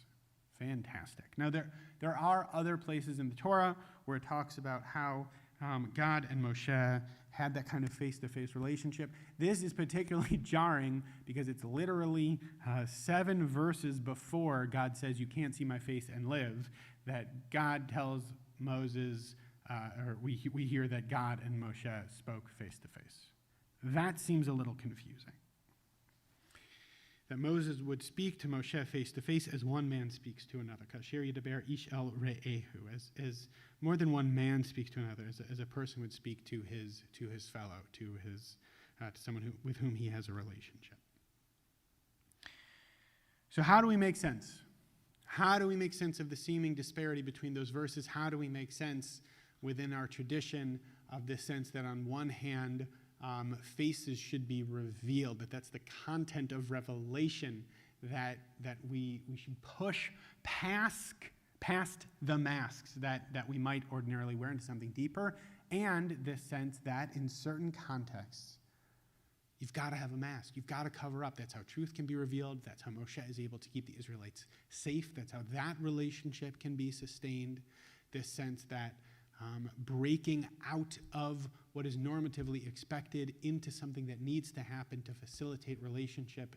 If Moshe was just holding by that definition of masculinity, he couldn't keep people safe. He wouldn't be able to transmit Torah to them in the same kind of way with that revealing and that covering. What do we do?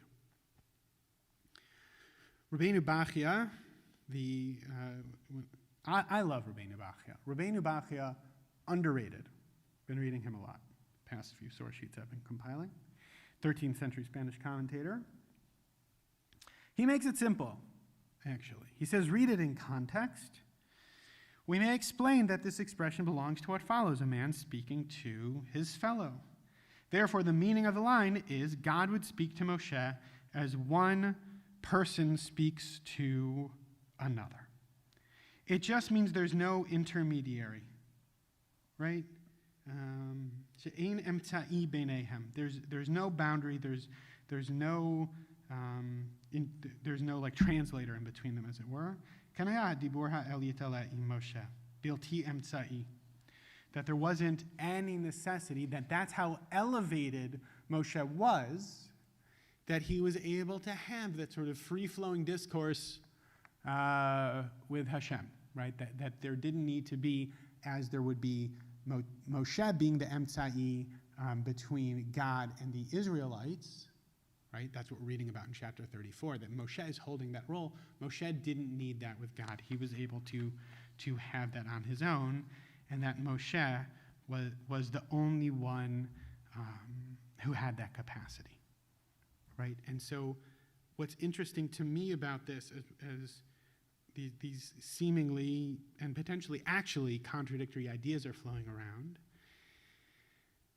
that it's possible to have relational intimacy without actually seeing each other face to face. We're told very clearly Moshe can't see God's face, and yet their relationship is just as close as it could possibly be. You don't need that visual contact to still have that level of intimate relationship. And interestingly, I intentionally left part of a verse not particularly well translated earlier. If you flip all the way back, chapter 34, verse 35, Moshe would then put the veil over his face. V'heshiv Moshe et hamasva al panav ad bo'o ledaber ito, until his coming to speak with him. So there's some fun with antecedents happening there. We don't know who's coming to talk to who. You would think, right, that it's probably until Moshe went back in to speak with God. And if you look at the translation, the way I have it on here, until he, lowercase h, went back to speak in with him, capital H, right, until Moshe would go back and speak to God. But the text doesn't tell us that. It's actually ambiguous.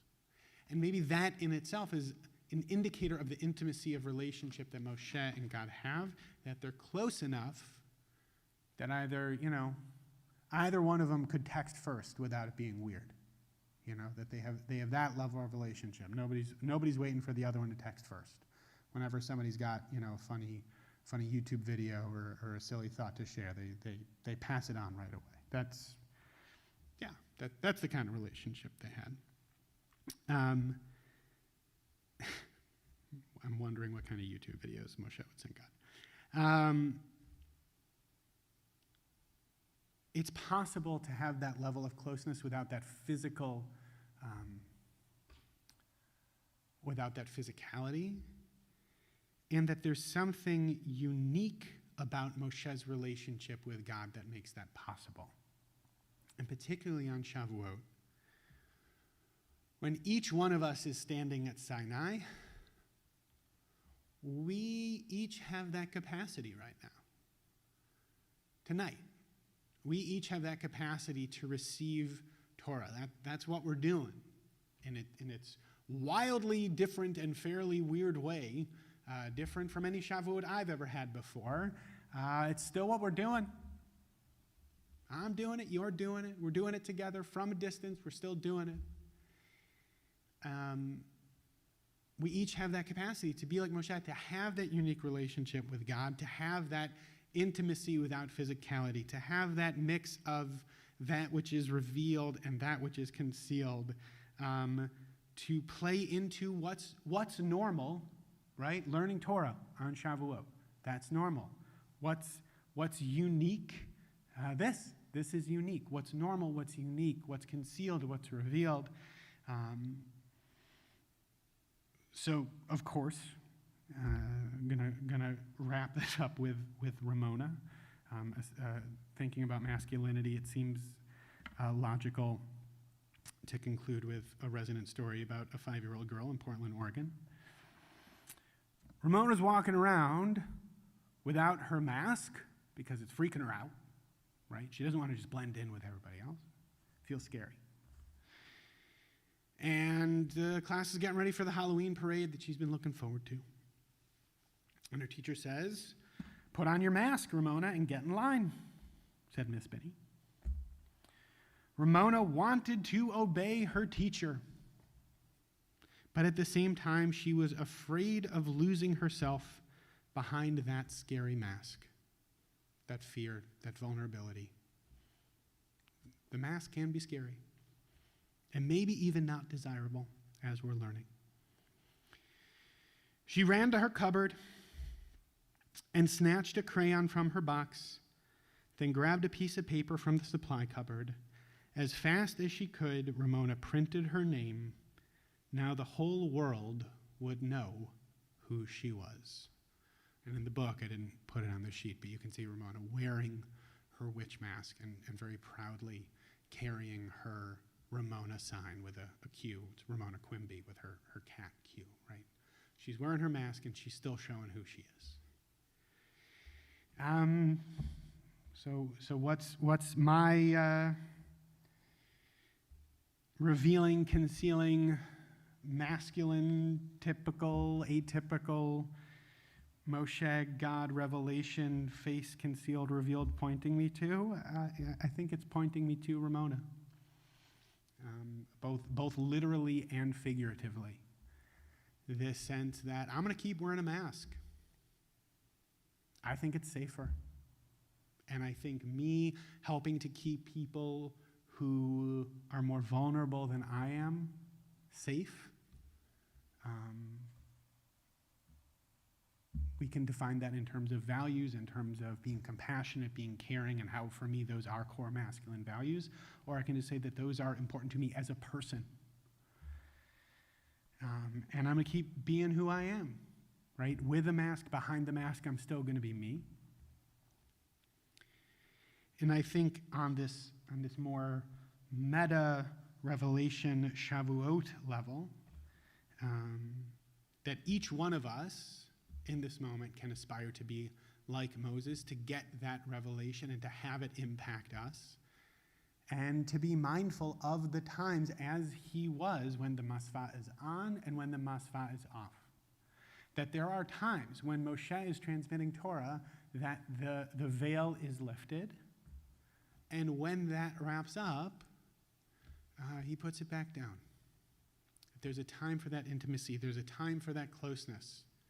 There's a time for revelation of that aleph that transmogrifies into a face, and we get reminded of Levinas telling us that seeing that face puts something ethically unquestionable on you as a person.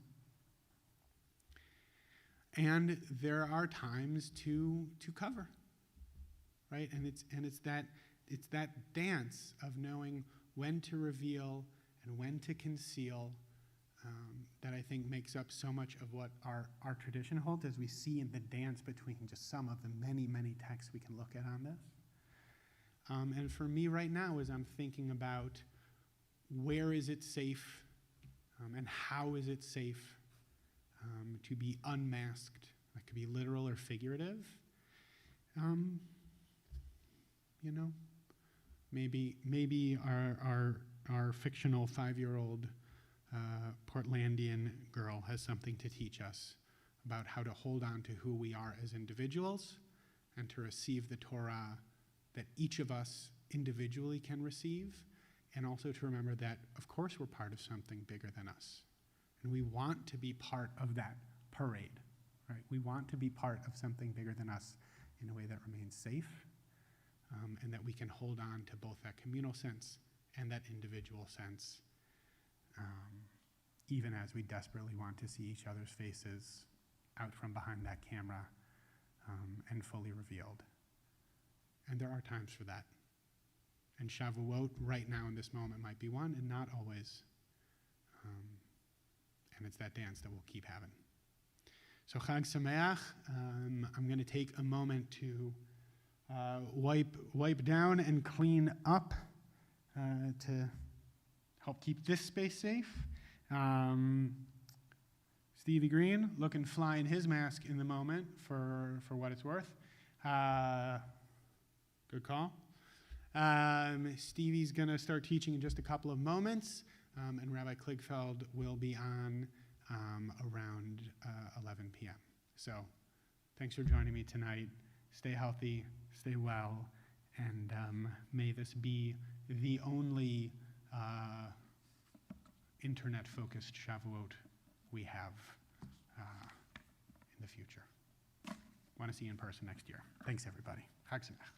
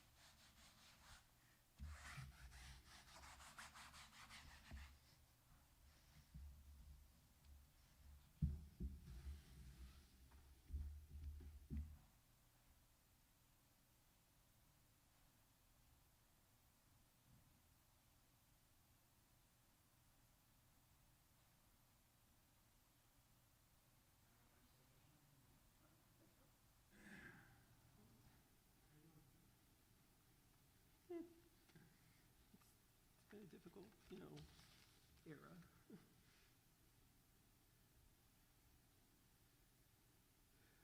Is there a clock or something? Okay, great. Yeah. Thank you. Yeah.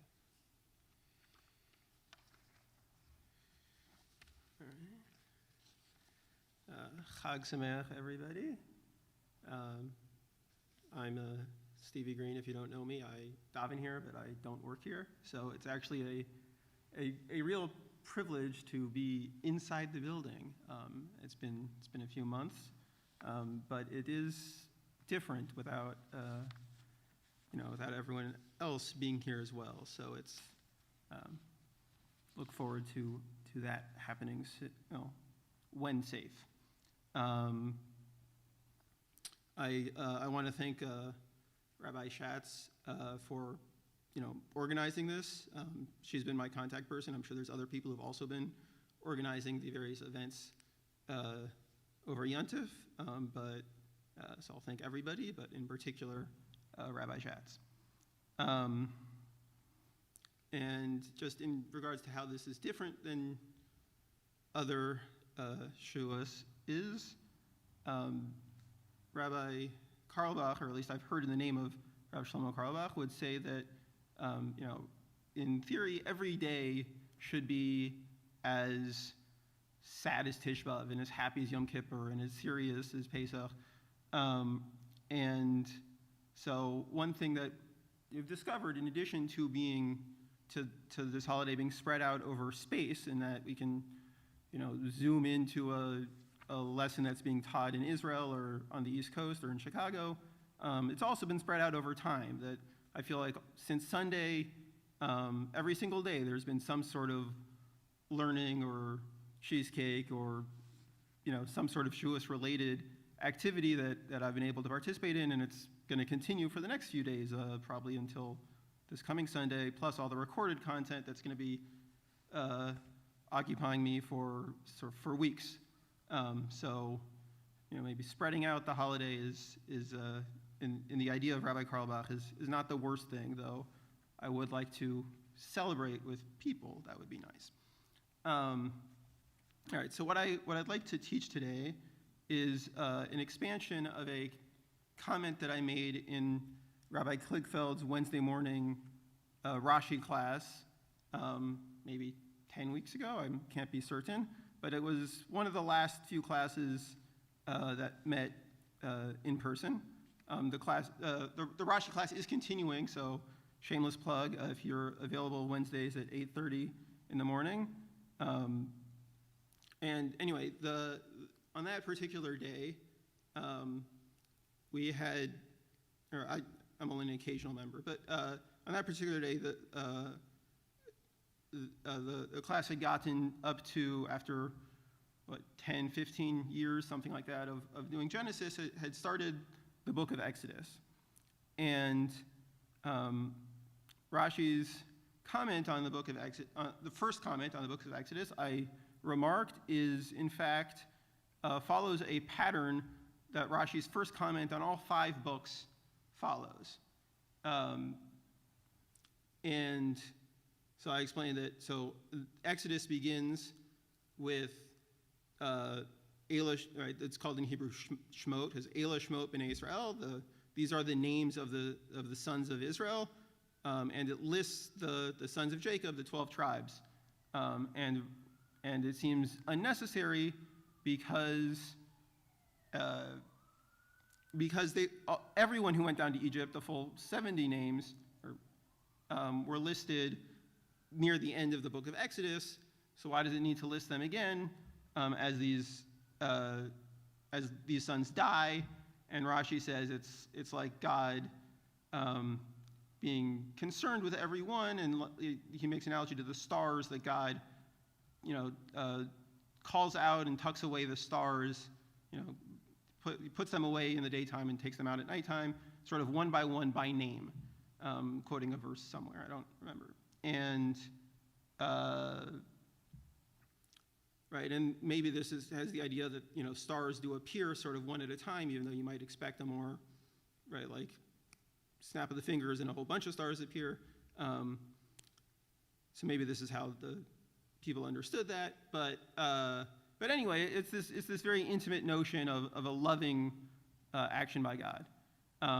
The book of Leviticus, Vayikra in Hebrew, begins Vayikra el Moshe, that God called to Moses, and then he started speaking to him and saying things.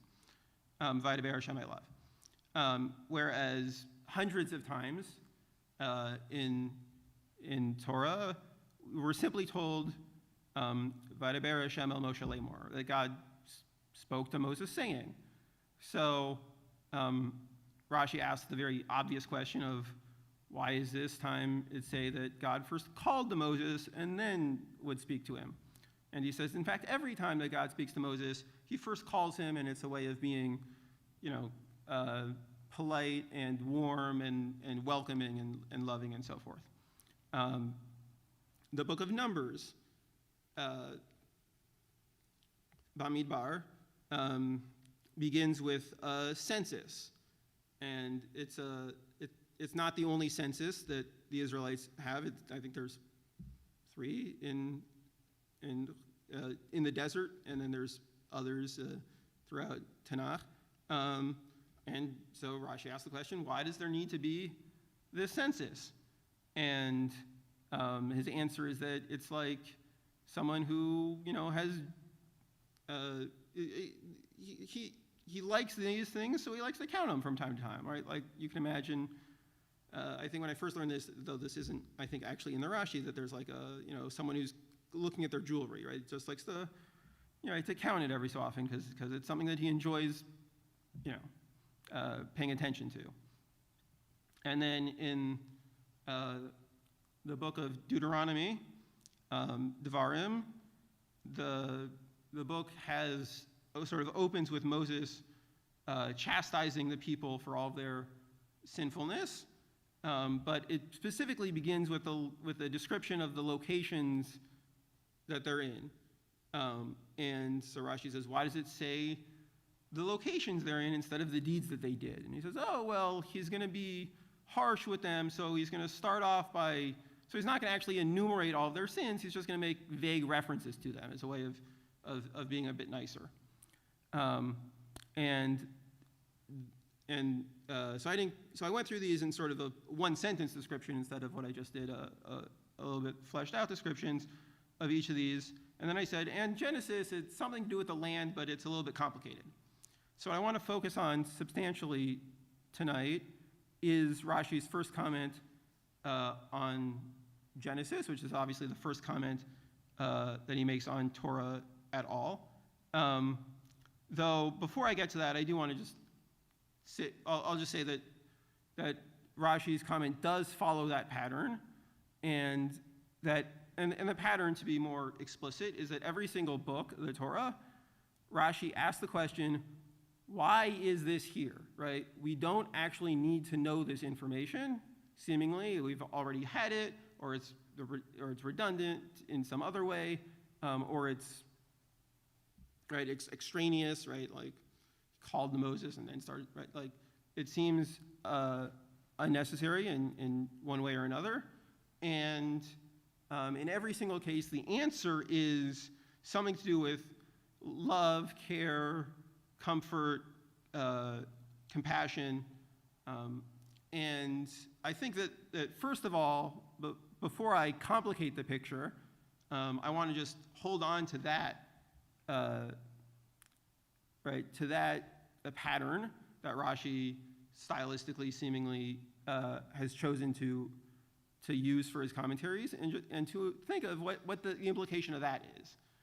Because if he doesn't follow this pattern for all of Tanakh, and certainly not for Talmud. Rashi has comments on everything. But I think that we can expand it, right? Rabbi Shapiro was just here. I didn't hear all of what he had to say because I was walking, from my apartment, but I'm sure that he used the phrase, take it one step further, because he loves that.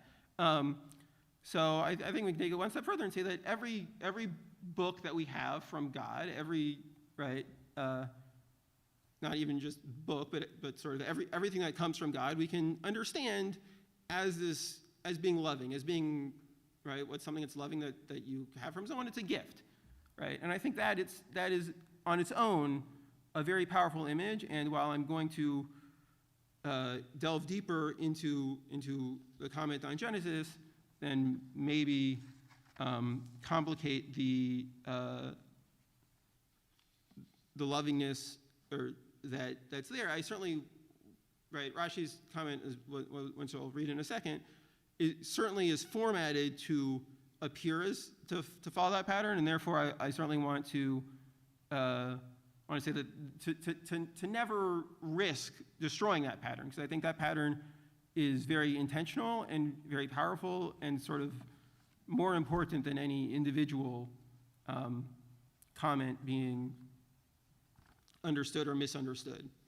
Okay.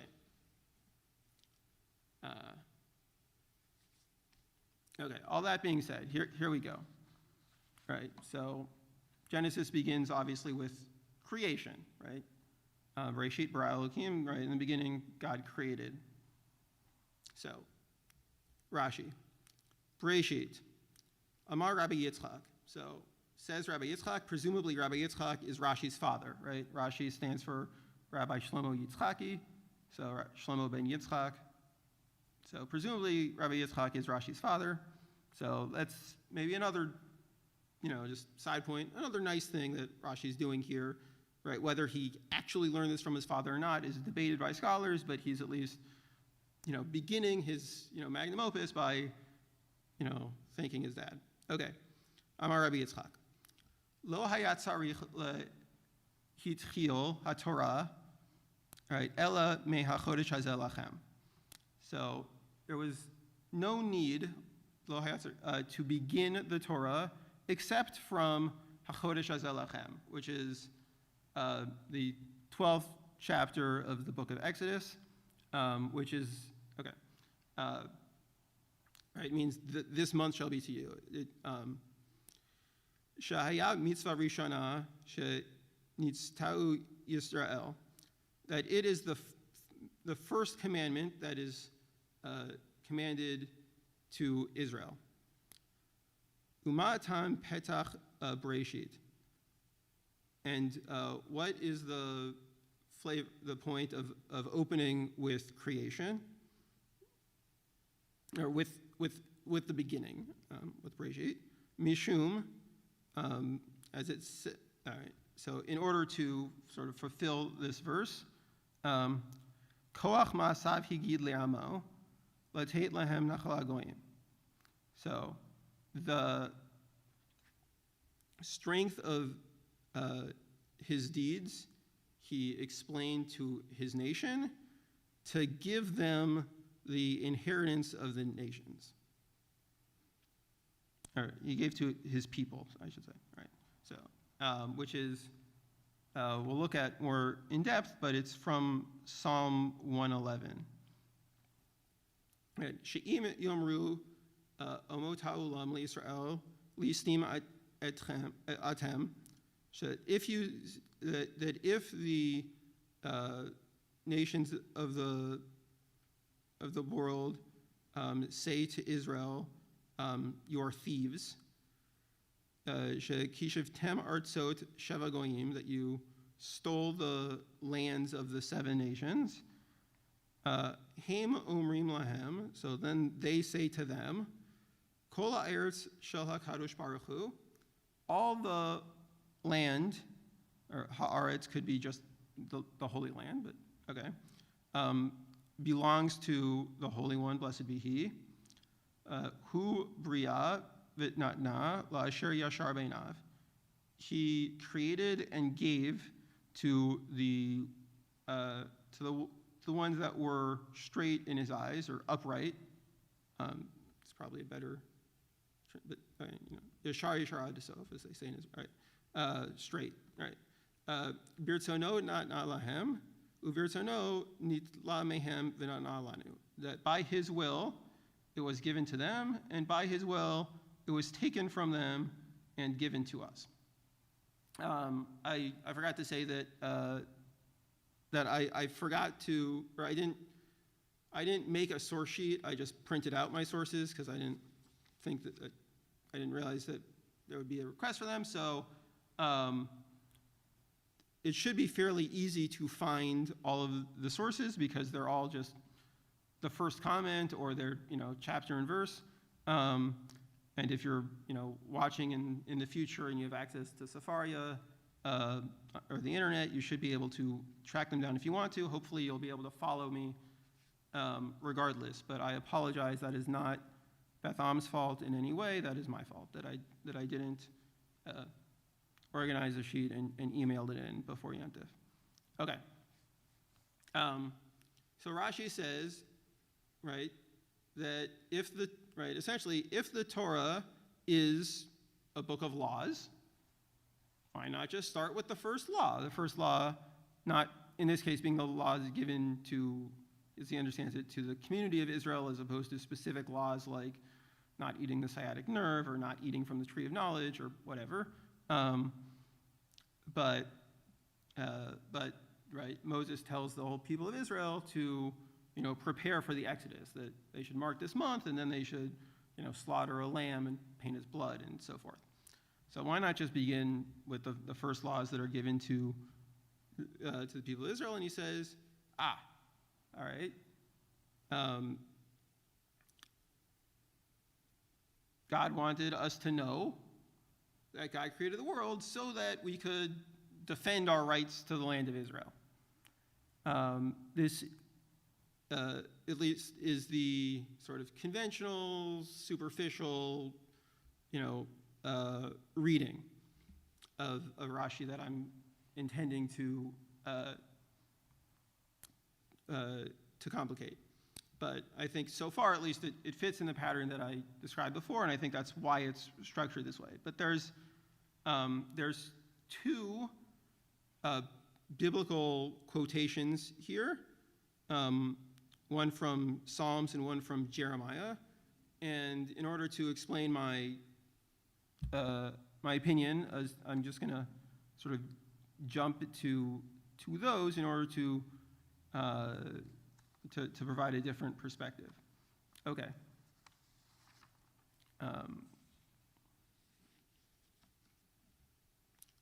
So Jeremiah chapter 27. So I'll read the important parts in Hebrew, but the first parts I'm just gonna read in English here. All right. So at the beginning of the reign of King Jehoiakim, son of Josiah of Judah, this word came to Jeremiah from the Lord.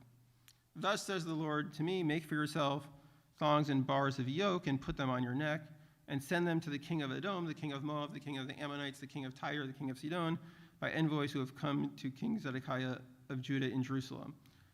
Give charge to their masters, thus says the Lord of hosts, God of Israel, say this to your masters. Okay.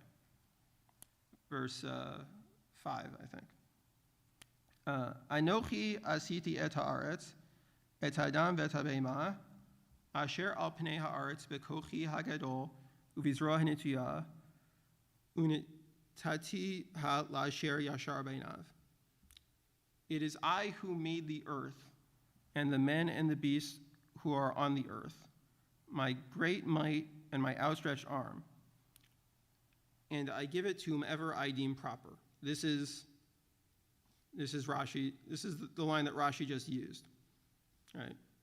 I give it to whomever I deem proper. Next verse.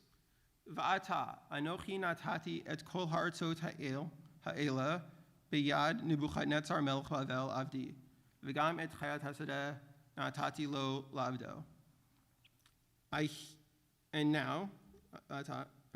I herewith deliver all these lands to my servant King Nebuchadnezzar of Babylon. I even give him the wild beasts to serve him. And I'll just continue in English. All nations shall serve him, his son and his grandson, until the turn of his own land comes, when many nations and great kings shall subjugate him. The nation or kingdom that does not serve him, King Nebuchadnezzar of Babylon, and does not put its neck under the yoke of the king of Babylon, that nation will I visit, declares the Lord, with sword, famine, and pestilence until I've destroyed it by his hands. So who is it? Who is it that is this, Lasher Yashar Beinav, the ones that I have found to be, straight and upright in my eyes, right? Whom I deem proper, as this translation has, right? It's the enemies. It's the Babylonians. Right? Nebuchadnezzar comes and he destroys Jerusalem. He destroys the temple. He exiles the population, right?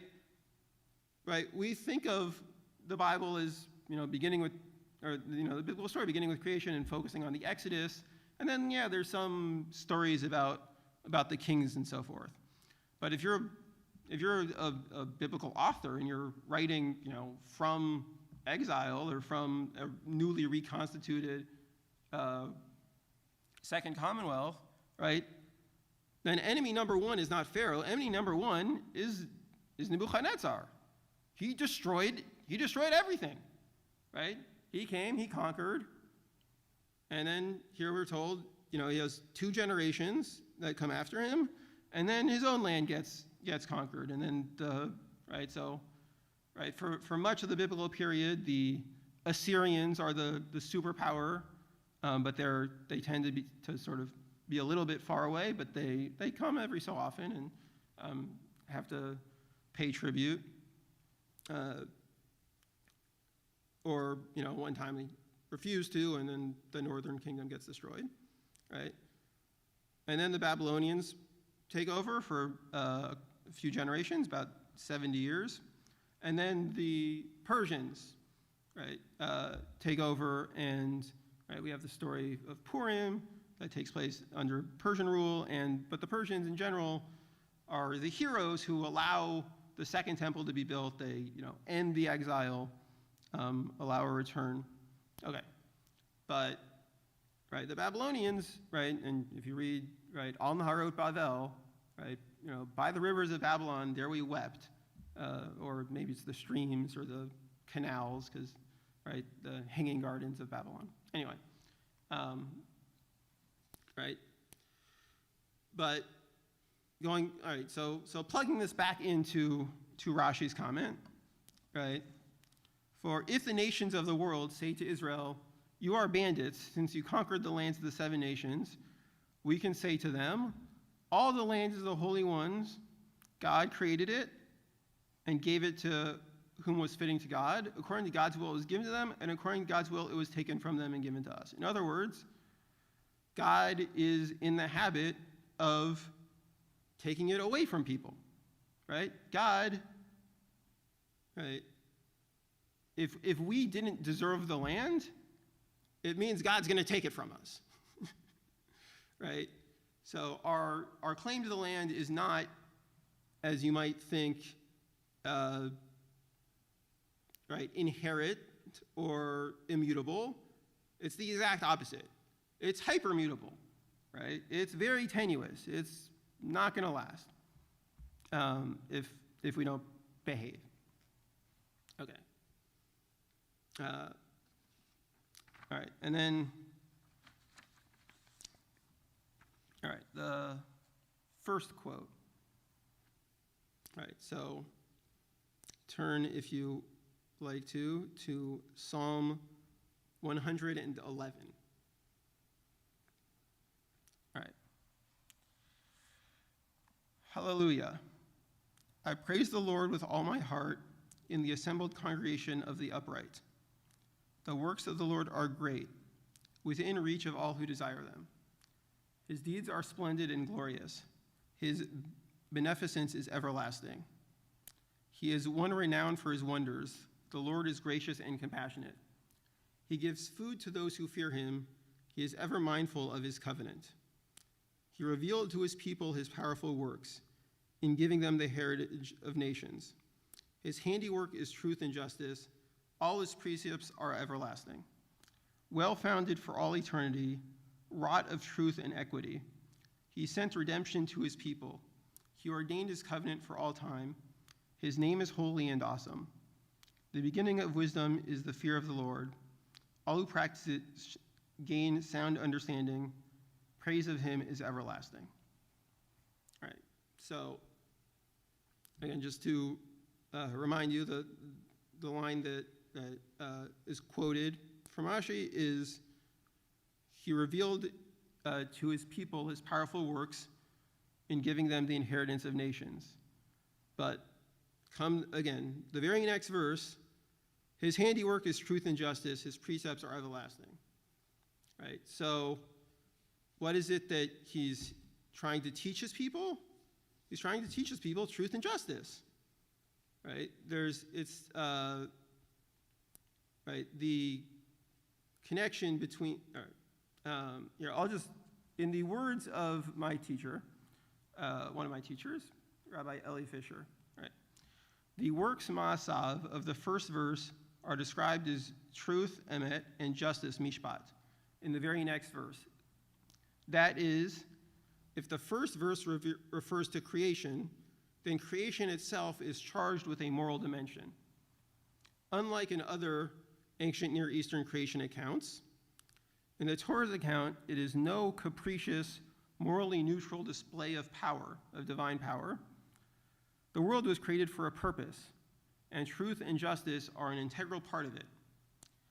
The psalmist then goes on to tie God's works with his precepts, like the world itself, they are enduring and wrought of truth and uprightness. Right. So, all right. Once again, I'll sort of read Rashi and sort of plug the source back in. All right, so in the beginning, right, Rabbi Yitzchak said, the Torah had to begin, only had to begin from, right, the first commandment, this month shall be for you, since it is the first commandment that Israel was commanded. What is the reason it opened with in the beginning, right? Because the strength of God's deeds, God tells the God's people to give them the inheritance of the nations, right? Because God wants us to learn how to be just and truthful and upright, right? That's the strength of God's deeds. And how does he do that? In order to give them the inheritance of the nations, because that is a necessary component towards property of the land. For if the nations will say to the world, if the nations of the world will say to Israel, you are bandits, since you conquered the land of the 7 nations, you can say to them, all the land is God's. God created it, and God gave it to our enemies when necessary, right? So we had it only when we deserved it. According to God's will, it was given to them, and according to God's will, it was taken from them and given to us. So just to be clear, Rashi lived from 1040 to 1105. So this source, at least in its sort of superficial understanding, is often used, and with understandable reasons, as a sort of internal justification for, because, right, we live in a time period where the existence of the state of Israel is often accused of as being unjust and undeserved. So Rashi superficially seems to be saying, no, you don't need to worry about what they're saying. Like, we know that God wants us to have it. End of story. And as, right, obviously, the story that's dominating the news right now, the Jewish conversation, as well as every other conversation, is the predicament that we find ourselves in globally, the pandemic.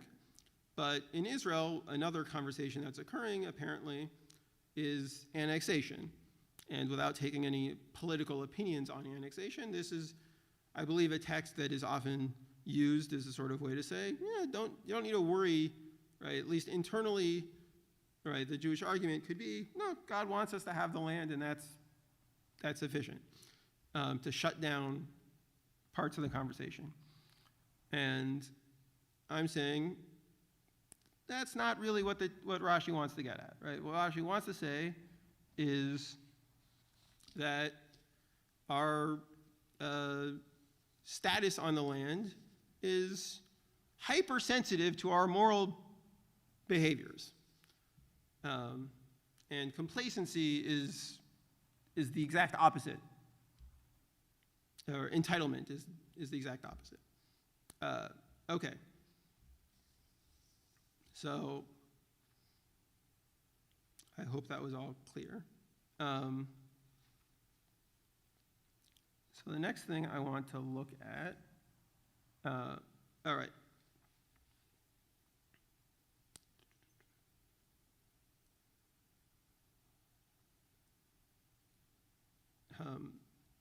Another, so not quite quoted, but another sort of resonance with this term yashar is from Deuteronomy. Can I find the verse?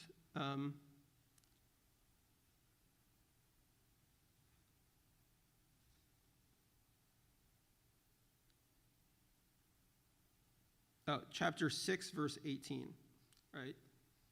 Vasita hatove ashar b'nei Hashem l'mani tavlach uvata al aretz asher nishbat l'zecha. All right.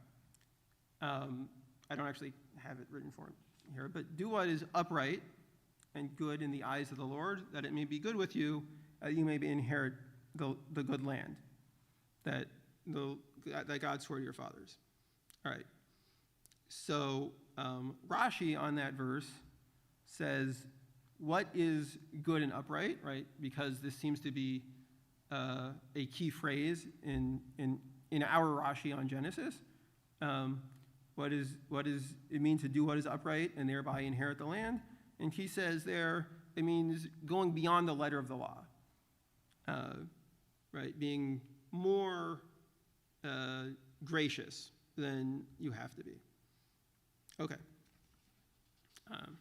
So what I want to do next is look at Ramban Nachmanides, who lived about 1.5 centuries after Rashi, or yes, 2 centuries, almost 2 centuries. He, I don't know his exact dates, but he participated in the Barcelona disputation of 1263.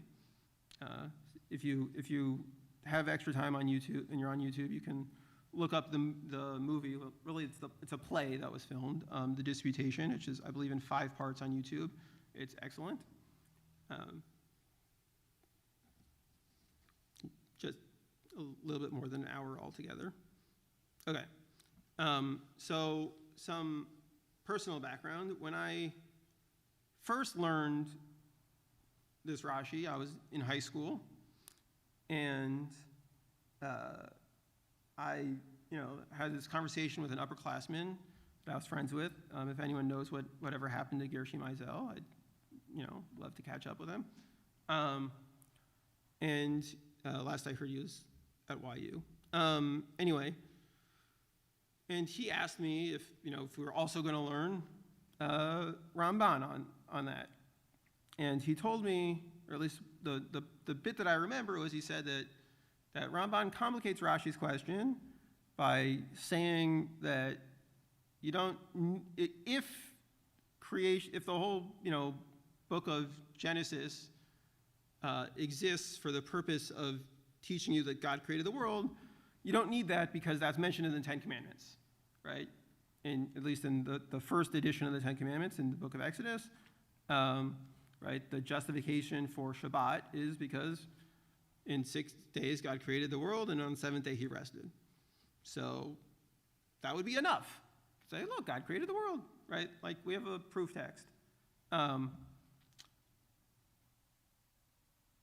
don't remember the entire conversation that we had, but for years, whenever I was, for my own political persuasions, sort of uncomfortable with what I thought Rashi had said, I comforted myself by knowing, I didn't even remember that it was Ramban. I probably assumed it was the Tosafot or something. But that, there was someone also from the early Middle Age, or the High Middle Ages, who disagreed with him. So that was a sufficient sort of deflection. Okay, but what we're about to read it. But what I discovered is that, as an adult or whatever, Ramban never actually describes himself as disagreeing with Rashi. So, right. So here we go. It's a little bit longer than Rashi himself, so I think I'll just stick to the English for clarity. Okay. So, and Rabbi Yitzchak gave a reason for this.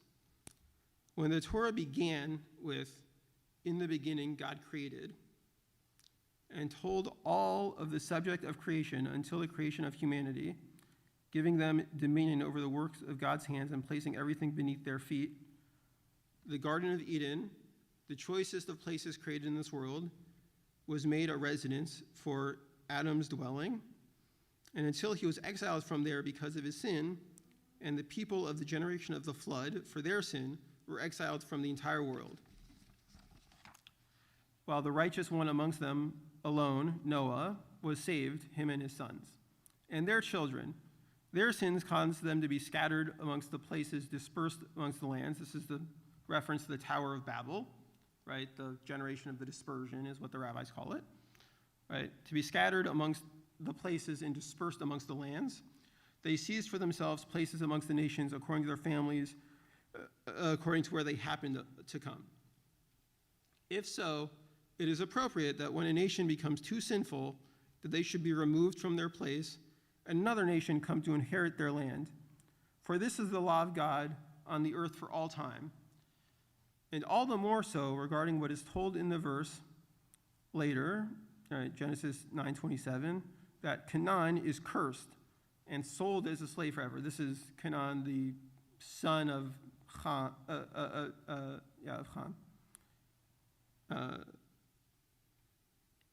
Right, so the grandson of Noah.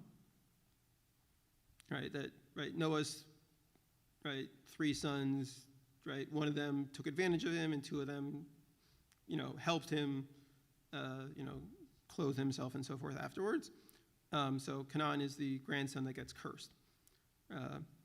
So that Canaan is cursed and sold as a slave forever, and it would not be appropriate for them to inherit the choicest places of settlement. But those who inherited it are worshipers of God and the seed of God's love, like the verse, this is from Psalm 105. God gave them the lands of the nations, and they inherited the wealth of the peoples in order that they keep God's laws and observe God's teachings. That is to say, when God exiles from there those who rebel against God, and God causes to dwell in it God's servants, that is so that you should know that it is because of his service that they will inherit the land. And if they should sin against God, then the land will vomit them out, just as it vomited out the nation that was there before them. Okay. So, what is Ramban saying? And Ramban is, in this case, not disagreeing, but interpreting Rashi. He's saying, it's not just sufficient to that. So I guess maybe I didn't print out the whole thing. Because he does ask the question that I said earlier. So I think I accidentally printed out only part of it. Okay. But so he asked the question, why would we need, how can we understand Rashi to say that we need, just to know that God created the world, why do we need the entire book of Genesis and half of the book of Exodus, We just could use a verse. And he says it's not only about this one factoid, It's about establishing a pattern, Establishing a foundational principle of how to engage with the world is that sinful nations get punished, Exile is, and individuals, exile is a part of life, Adam and Eve get exiled, first story. Then Cain and Abel, then the generation of Noah, then the generation of the Tower of Babel, then,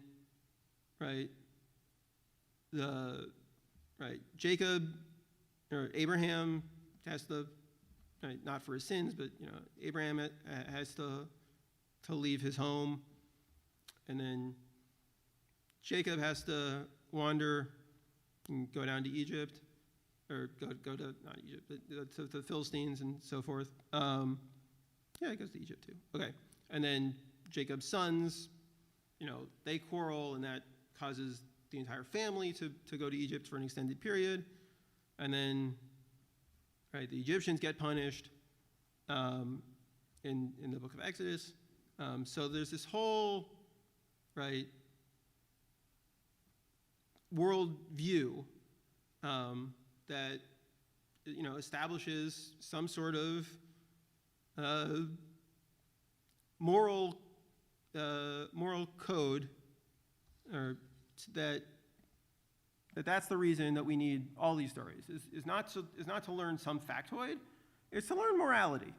Just all of it.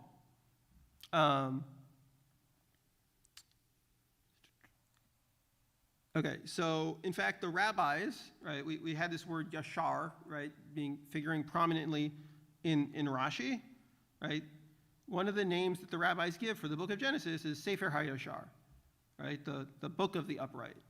Does that mean that all the characters in Genesis are upright? No.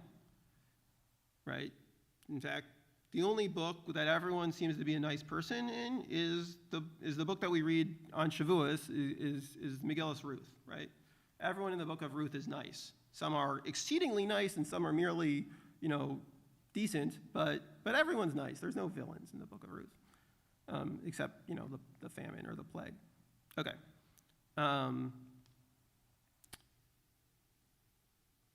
But what it means is that the book of Genesis, it exists, right, for our moral education. Right, not just a one-liner about exile, but just categorically speaking, right, all these stories about people living their lives and having family problems and personal problems and political problems, right? That's part of the moral education of religious people who, okay.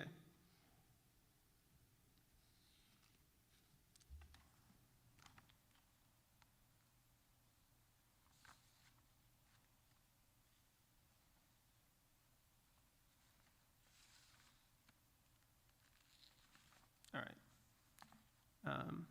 So I don't know exactly what time it is, but the last thing I wanted to look at is sort of Rashi's midrashic source text, right? We looked at the biblical text that he alludes to or quotes directly, but his midrashic source is from Breshit Rabbah, and if you want to look it up, it's actually the second comment in the second midrash in Breshit Rabbah, not the first. Whereas Ramban was, if you want to look it up, is his first comment. Although Ramban has a whole introduction to his book that, right, Rashi doesn't have an introduction to his book. Rashi just starts commenting on the verses. Ramban is an introduction where he says sort of his methodology in some poetic terms. He says specifically that he's going to quote Rashi and that he's going to quote and disagree with Ibn Ezra. Okay, so Breshit Rabbah. Right.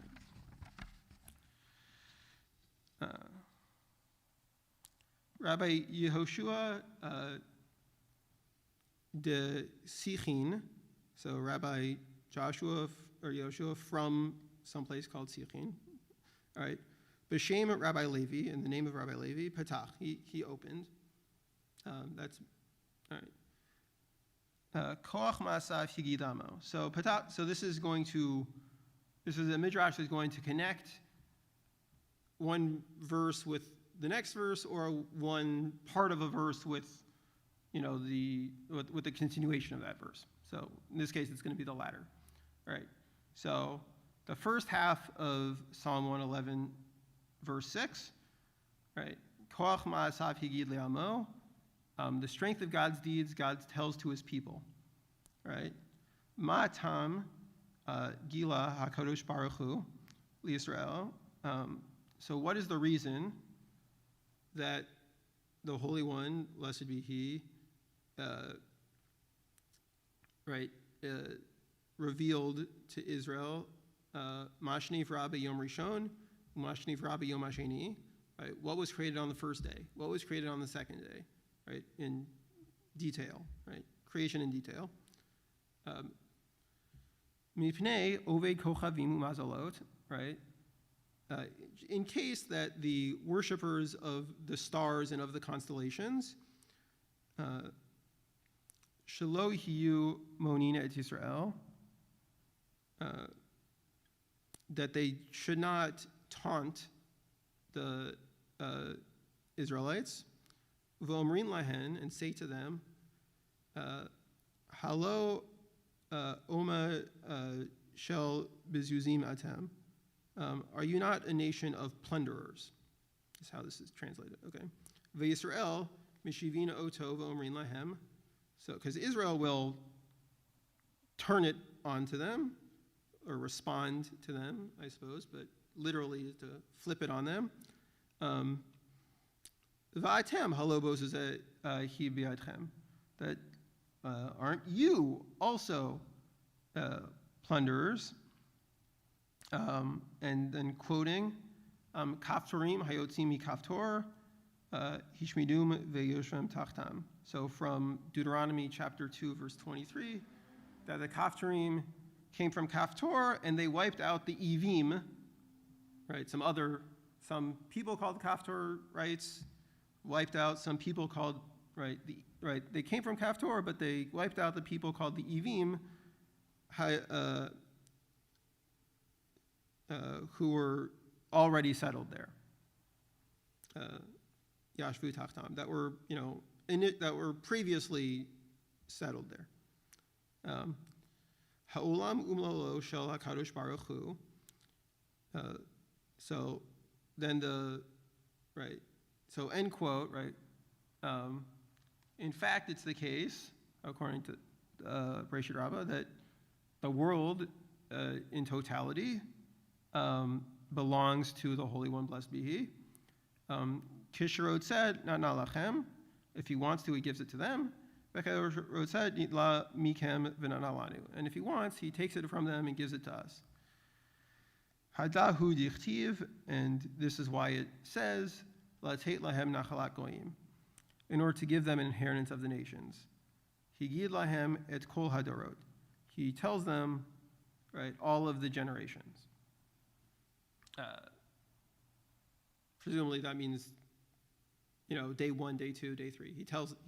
So he tells them all this information, so that they actually know that the Evim were there before the Kaftorim, that no one is pure. Okay. So this is very similar to Rashi, but there's a couple of differences to point out. First of all, there's no, or very minimal in comparison, sense of potential intrinsic superiority complex, right? The closest you can get to superiority is that God only tells this information to us, or that, the back and forth only goes so far as to say, you're accusing us of stealing, well, we're accusing you of stealing because God maybe took it from them and gave it to us. But seemingly there's not a strong sense here, at least, of entitlement. There's simply a sense of, nations get conquered. That's what happens. That's the way of the world. Nobody's pure. No one's perfect. So the other component that Rashi seems to have very deliberately changed is that instead of just saying, God wanted it was given to you, God wanted it was taken from you, or instead of just saying that the world belongs to God, Rashi adds, the world belongs to God, and God can give it to whoever was fitting to God, In other words, Rashi, takes this vague notion and applies a specific quote to it. Arguably, Breshit Rabbah might have been quoting from just part of that verse.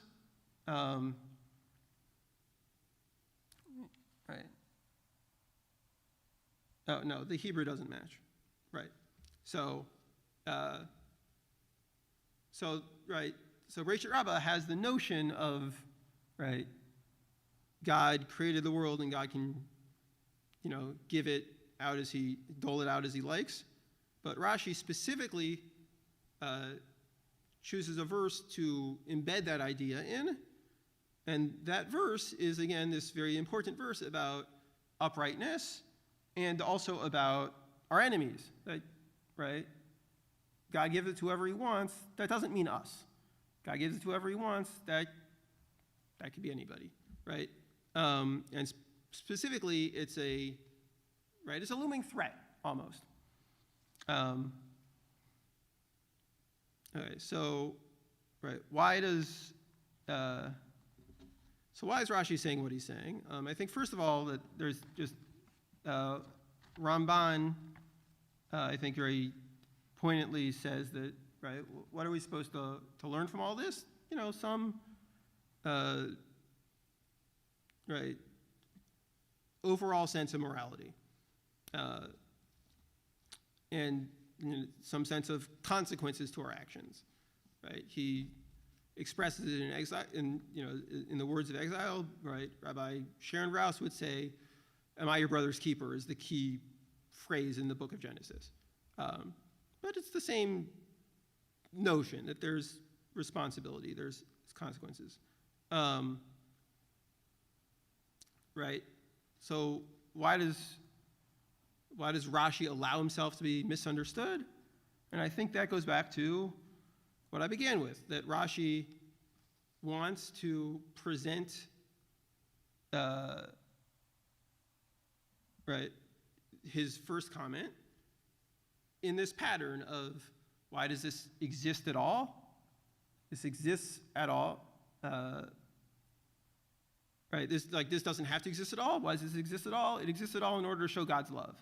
And I think he does that very effectively, very comfortingly, but unfortunately, somewhat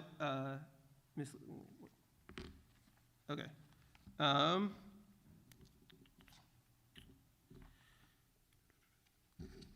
What time is it? Okay.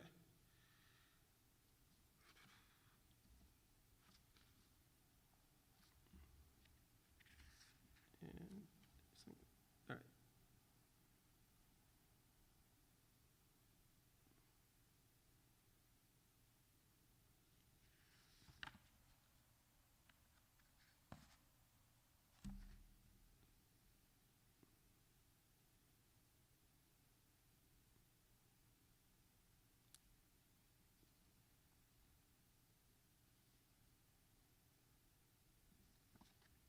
Okay, so with that being said, Chag Sameach, everybody. This has been a pleasure, and next year, face to face. Let me clean up a little bit before Rabbi Kligfeld takes over.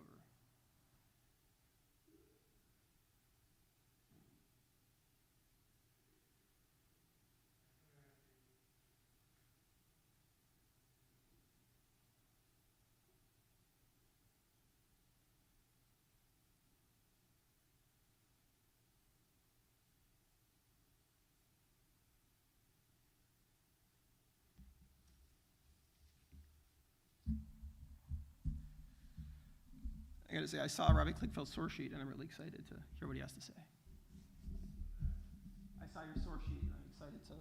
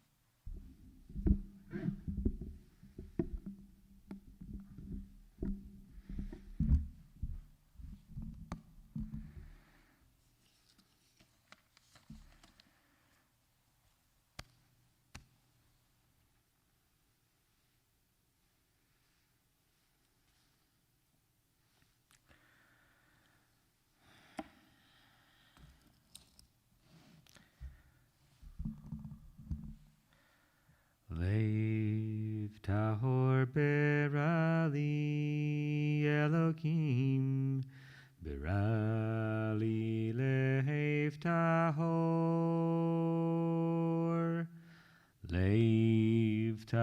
berali Elohim berali lev tahor veruach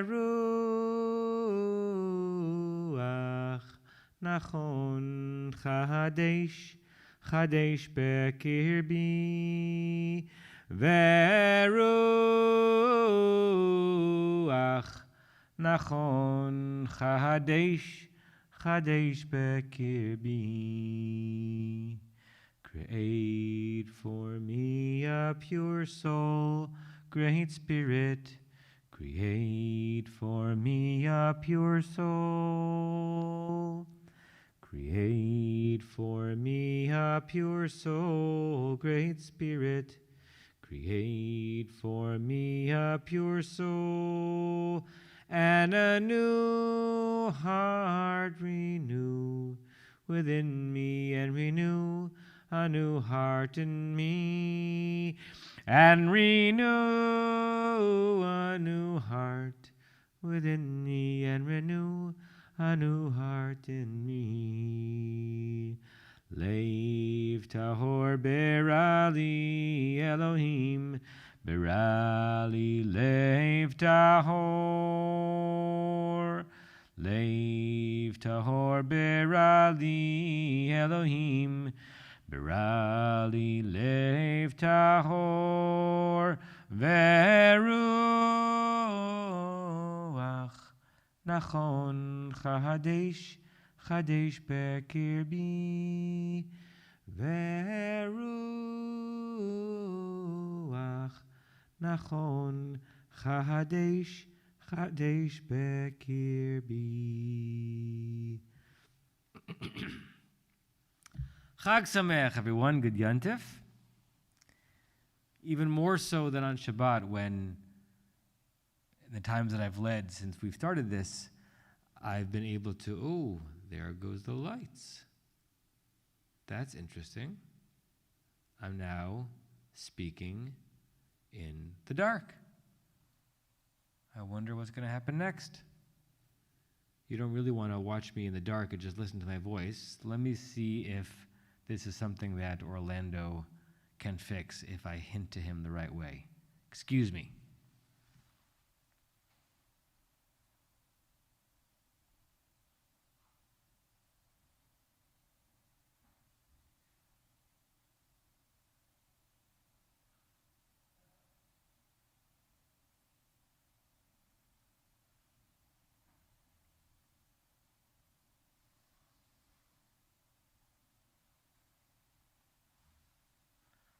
Vayomer Orlando Yehi Or. And Orlando said, let there be light.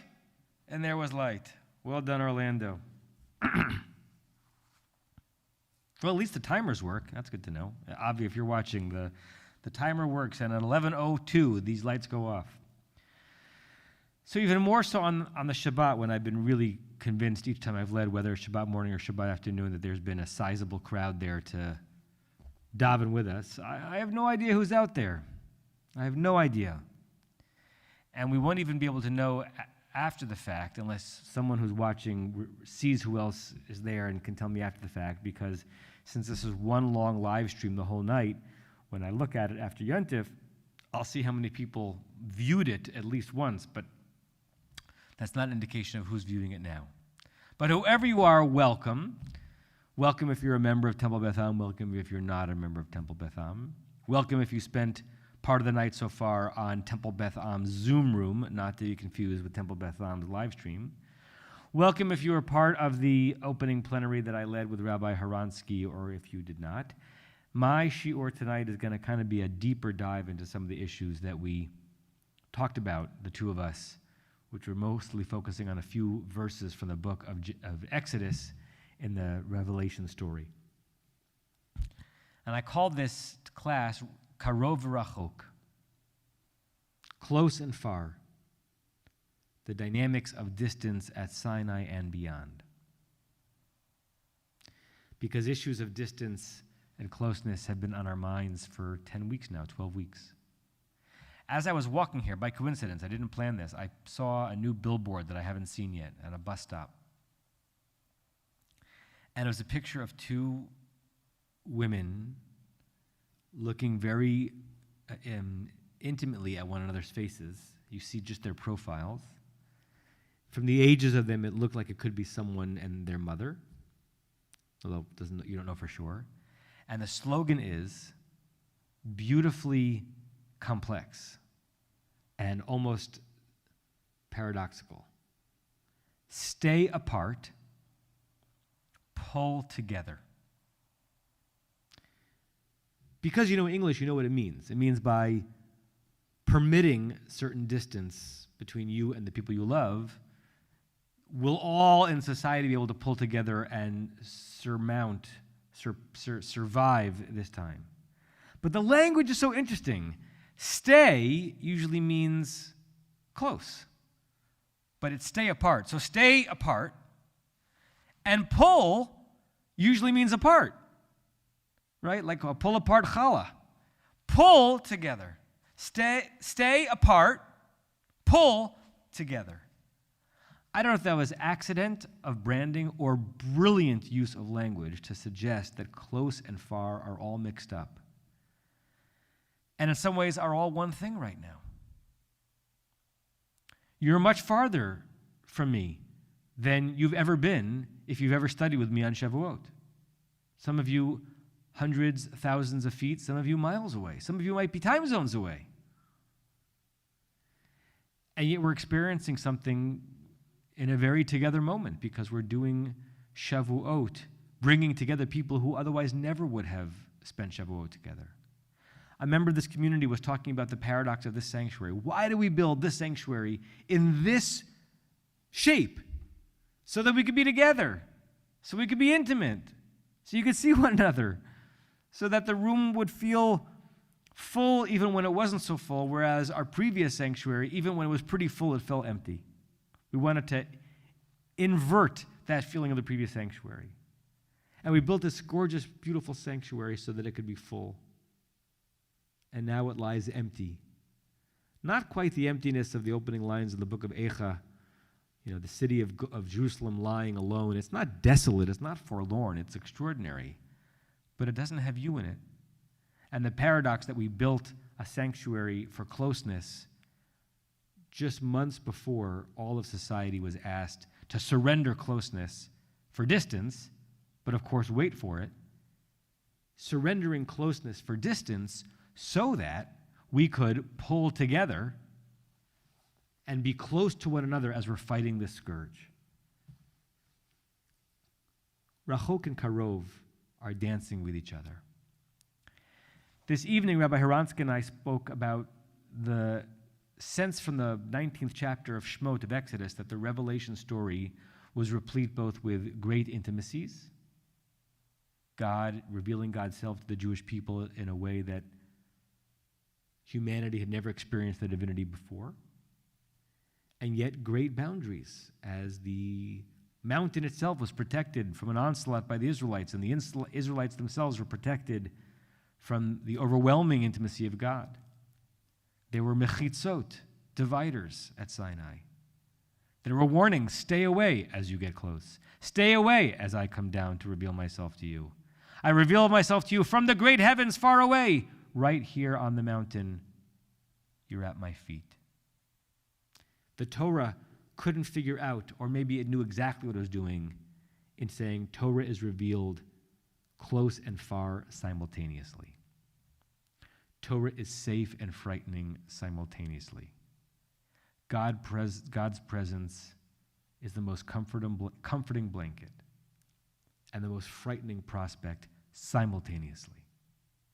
We want revelation, we can't withstand revelation simultaneously. We want to be close in, we need to be far away from those that we love simultaneously. I have 4 texts I want to share with you. We may not get through all of them. I want to start with the craziest one, even though it kind of should be the last one, but I want to make sure we get to it because it's delicious and crazy and wacko and fantastical and wonderful. Some of you may have the source sheet if you're a member of Temple Beth Am and you got our emails. It went out just before Yontif. I think somewhere on the website, if you're manipulating the website, there should be a link to my source sheet. On the source sheet, we're starting with source number 7, but even so, I'm going to read every word of the source out loud because I don't think everyone has it in front of them. So the first 6 sources were mostly the sources that Rabbi Haransky and I taught in the evening session. But here is my first source for tonight, which is source 7 on the source sheet.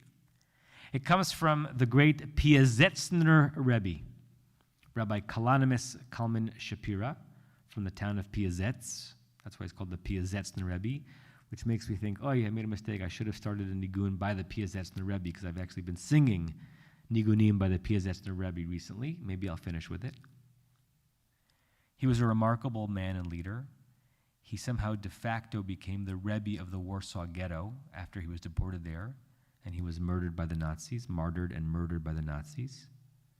And he left behind a tremendous legacy of bright and creative insights into the Torah and a musical legacy as well. And he has several collections that were preserved, published mostly posthumously. And this collection is called Derech HaMelech, literally the way of the king. And this is his commentary not on our Parsha or the Parsha of Revelation, but Parshat Noach. Doesn't matter how he connects it to the Parsha for our purposes. He's quoting a verse from Revelation, quoting a verse from this 20th chapter of Shemot. I'm going to read it in Hebrew because it'll kind of come out better if I read in Hebrew and translate than if I just read my own translation. V'chutz min hapashut, aside from the simplest meaning of what? Of, quote, V'chol ha'am ro'im et hakolot, chapter 20 of Exodus, verse 15, where it says rather quizzically that the entire people saw with their eyes et hakolot, the voices. It's a quizzical verse. How do you see a sound unless you live on the southern coast of Connecticut and you live by the Long Island Sound, but northeast joke? How do you see a sound? And yet the Torah says at Sinai, all of the nation, ro'im, saw, see, hakolot, the sound. Some people resolve that by saying that they saw lightning that was followed by thunder, suggesting God's presence, but it's still, the verse begs the question of how a sound could be seen. Aside from the simple reading of that, Shepiresh Rashi, that Rashi, whom Stevie just quoted, commented on, Shera'u et hanishma, Rashi tries to explain that they saw something that's otherwise audible. How? It's a miracle. What's wrong with a miracle? God is full with miracles. If the sea can split, if the Nile can run with red blood, then something which is audible can be seen. That's our God. Who's going to limit God? Are you going to say God couldn't do that? That's how Rashi explains it. Aside from that, so the Piazetzner says, all right, I accept that. I'm not going to limit God's power to do that miracle. Od yirmaz lanu kenir ela'el, or kenizkar la'el. We can also see the following thing hinted to us, as I mentioned earlier. So he made a reference to this earlier in his book. Shekevan shepaska zohamatan. Very interesting phrase. Since their filth, zohamatan, the filth of the Israelites, just go with me for a second. Since the filth of the Israelites ended, they had rid themselves of it. What is the filth that's being referred to? One of my friends and teachers, Rabbi David Ingber, who knows much more about the Piazetzner's teaching than I do, believes that he's referring here to the filth of mortality. Once they had entered into this almost angelic realm of being around Sinai, and momentarily they no longer had the filth of being only human beings who would live and die, and who would ever take account of them. This read suggests that all of the nation of Israel at Sinai became angels. They elevated to a different supernal realm. V'nit alu, they went up, ascended. V'nit kadshu Yisrael, and Israel became kol kach, so holy, that since they had almost departed from a human form and become not demigods, but hovering in between what you and I think of as a human existence versus a divine existence, nit hafchu lo ta'ot shel mala. If you haven't followed the Hebrew, wait for it. They became the letters of the heavens. Huh? The Piaseczner Rebbe is saying, and just allow it to be playful, once the people had stopped being mere mortal humans, nit hafchu, they switched themselves into letters, A, B, C, Aleph, Bet, Gimel, Shel Mala, of the heavens, supernal letters, the letters by which the Torah was given. People becoming letters. Humans becoming the utterances of God. Therefore, not just hearing revelation, but being revelation. Midvar Hashem shediber elehen b'kabbalat Torah. They became the word of God that God spoke to them upon the receiving of Torah. How could you stage this if it was a movie? God is speaking to the Israelites, almost like a Green Mile kind of a way. The way that God is speaking revelation to the Torah is God is speaking the letters, but the letters are no longer the letters. The letters are what the Israelites used to be. God is speaking Israel to Israel. Israel is hearing God give Torah as themselves. They're receiving themselves. Some of you may know from the Kabbalistic literature that the Hebrew letters are thought to have mystical qualities. They can be anthropomorphized in all sorts of interesting commentaries. So the letters can have human character, and the humans in the story, according to the Piaseczner, become letters. That's not a downgrade in their status, it's an upgrade. Imagine you could become a mem. You could become a Feet. Kol echad kefi shorasho. Each Israelite according to his root, his shoresh. What's going on here probably is the following. The counting that the Torah has as to how many people were at Revelation was about 600,000. And depending on whom you're listening to, there are about 600,000 letters in the Torah. And each of those letters is considered to be a shoresh, a root, such that every individual Israelite, men, women, and child, jumped into the one and very one letter that he or she was supposed to be, his or her root. So the person who was supposed to be the Lamed in the word Yisrael became a Lamed. The person who was supposed to be a Mem in the word Moshe became a Mem. And there was a transfiguration. Sounds very Eastern, right? Sounds like a tradition of a human being being transferred into another living spirit over the generations. There's some of that in the Jewish Kabbalistic tradition as well. You just may not know that much of it if you're not familiar with those texts. Uvehitztaref kol Yisrael yachad. And since all of Israel is doing this together, v'nitztarfu ha'otiyot lidibor, all these letters, the 600,000 individual letters, they came together and they became speech. It wasn't just like a smattering of letters like we have on certain parts of Arona Kodesh. The letters formed words. The words formed sentences. The sentences formed paragraphs. The paragraphs formed parashot. And Torah happened. And because it all happened at the same time, here's the resolution of the problem in the original text. Ra'u et hakolot shediber Hashem. They did indeed see the sounds that God had spoken. Because what did they see? They saw themselves becoming letters. Right? That problem in the verse, and all the nations saw the sounds. Well, normally you can't hear something that's audible. Rashi says you can, it's a miracle. Piaseczner says it's a different kind of miracle. The Israelites ceased to be human Israelites. They became the very letters of Revelation. And then somehow they were able to see that. They were both humans and letters at the same time. And they saw the letters. So they did see the sounds that God spoke with. Hainu b'Yisrael ra'u, which is to say, Israel saw Israel. What sounds did they see? They saw God's utterances as themselves. Human form of sound. V'zeh, and that's what it means, v'chol ha'am rohim et hakolot, that all the nations saw the sounds. V'chol ha'am yachad ra'u, the whole nation saw it together. Al yedei, how? By means of the fact, shenitztarfu yachad, they all joined together. Me'otiot, from letters, ledibur, to speech. They became speech. What an interesting, fantastical notion.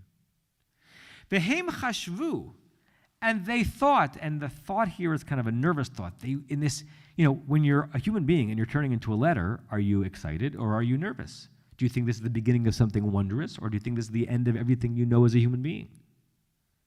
Suspend disbelief for the moment, otherwise it's not even worth reading the text. They thought, they were nervous, they were concerned, shehem ba'atzmam yitbatlu, that they would somehow just annihilate themselves, that they'd become nothing, lihit batel, to become zero.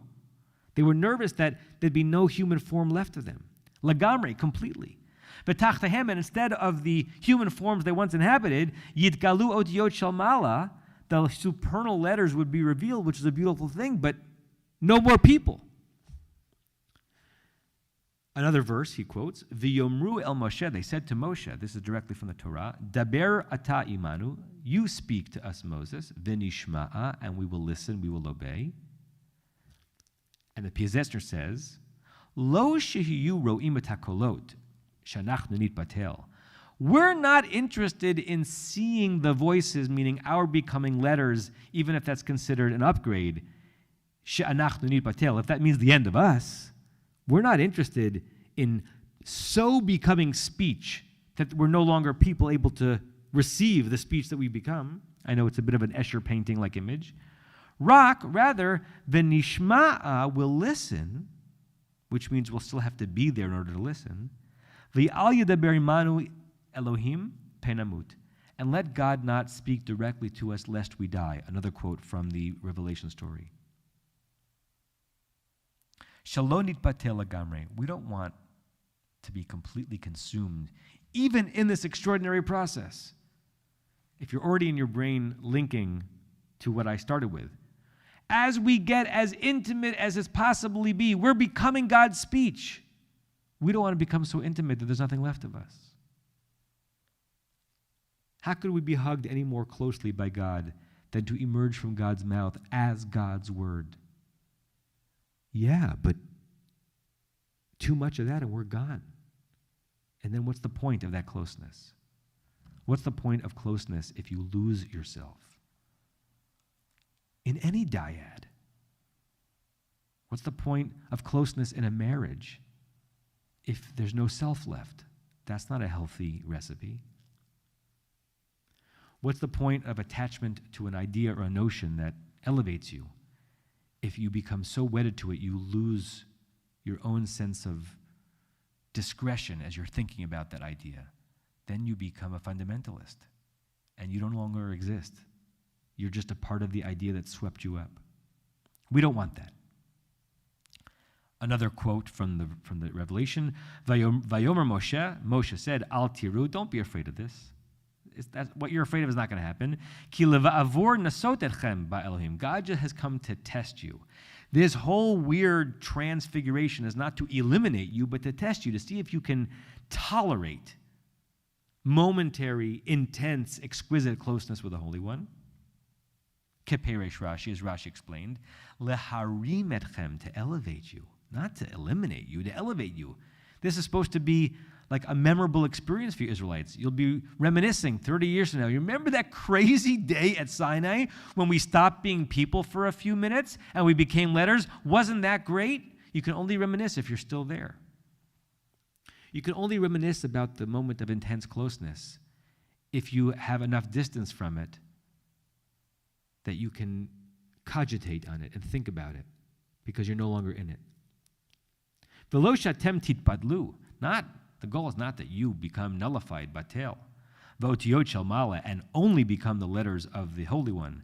Yavo tachtechem, that the letters will replace you completely.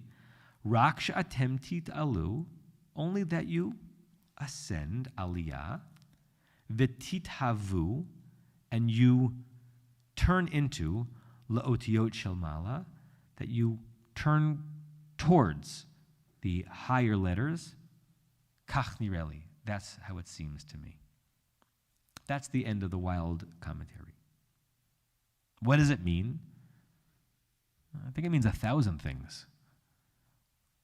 What I think it means for the purposes of this conversation is that the Piazetzner is dealing with some of the things that are laid out in the pshat of the verses themselves, which is that close and far, intense and intimate, but to the point of annihilation. We're all hovering in that moment of exposure. Exposure brings you close. Exposure can be too much. And I hear him saying that the people could not receive Torah as people. It was too much for them. They had to convert themselves or allow themselves to be converted into almost a piece of the revelation to receive it. So that's a move towards intimacy. As people, they were too human to receive Torah. Rabbi David Weiss Halivni, who sadly is at the very end of an extraordinary life, who's thought of as one of the greatest living Talmud scholars, and also wrote a beautiful piece on his understanding of what happened at Sinai, called it Revelation Restored. Let's see if I can get this right. He's both a Talmud scholar and a humanities scholar, right? So he knows the Talmud literally by heart, but he's also a man of letters and a man of the academy, and he's wound his faith, his beautiful faith, through his understanding of the humanities and science. And he said that there was a pristine revelation from God at Sinai. He believes it. An actual revelation of God from Sinai. But the moment it left God's mouth and entered human hands, we sullied it, because we're human. We're not God. And so the Torah that we received and passed down is our best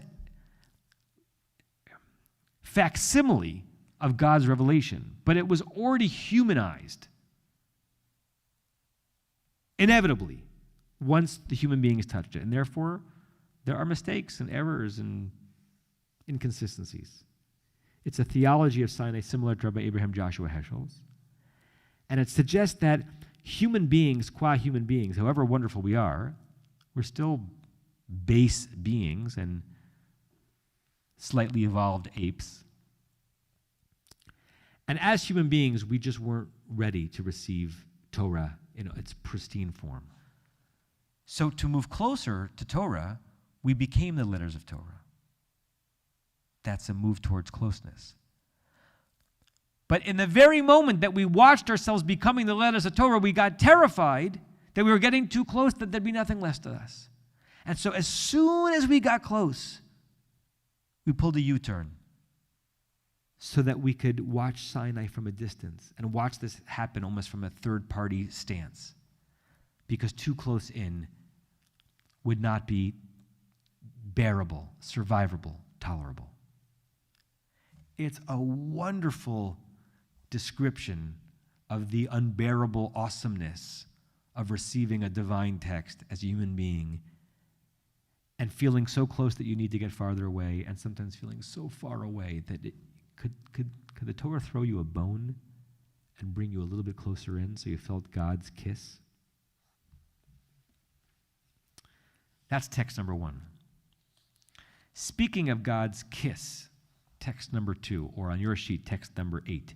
From Shir HaShirim Rabbah, Shir HaShirim, the Song of Songs, which is read on the 7th day of Pesach, or Shabbat of Chol HaMoed Pesach, one of the 5 Megillot, the 5 scrolls. And this is from the classic rabbinic midrash on Shir HaShirim. And it's playing on one of the opening verses of Shir HaShirim, Yishakeni minishikot pihu. Yishakeni minishikot pihu. Remember that Shir HaShirim, if you're not aware of it, It reads like a love story, an ecstatic love story, a beautiful love story between a man and a woman. And it's understood by the rabbis to be one of the holiest texts in our traditions. And it's erotic, and it's beautiful, and it's intimate, and it's also understood to be a metaphor for our relationship with God. And the body parts and the kisses and the limbs and the intertwining of those verses are not two human beings lying with each other, but us in a constant dance to be close to God. But the interesting thing about Shir HaShirim is that the union is never consummated. It's always hoped for. It's an intense love from a distance. And this verse, Yishakeni, may he kiss me, minishikot pihu, with kisses from his mouth. So the pshat is a woman fantasizing about receiving kisses from the mouth of her lover, or the woman being Knesset Yisrael, the people of Israel, receiving kisses from the Holy One, the male presence of God. So it's a verse that the rabbis want to explore. Amar Rabbi Yochanan, a great sage from the land of Israel, said, Malach haya motzi hadibor milifnei hagadosh baruch hu. At Revelation, at Sinai, you don't read about it in chapter 19 of Shemot, but it's there. There was a malach. What's a malach? An angel.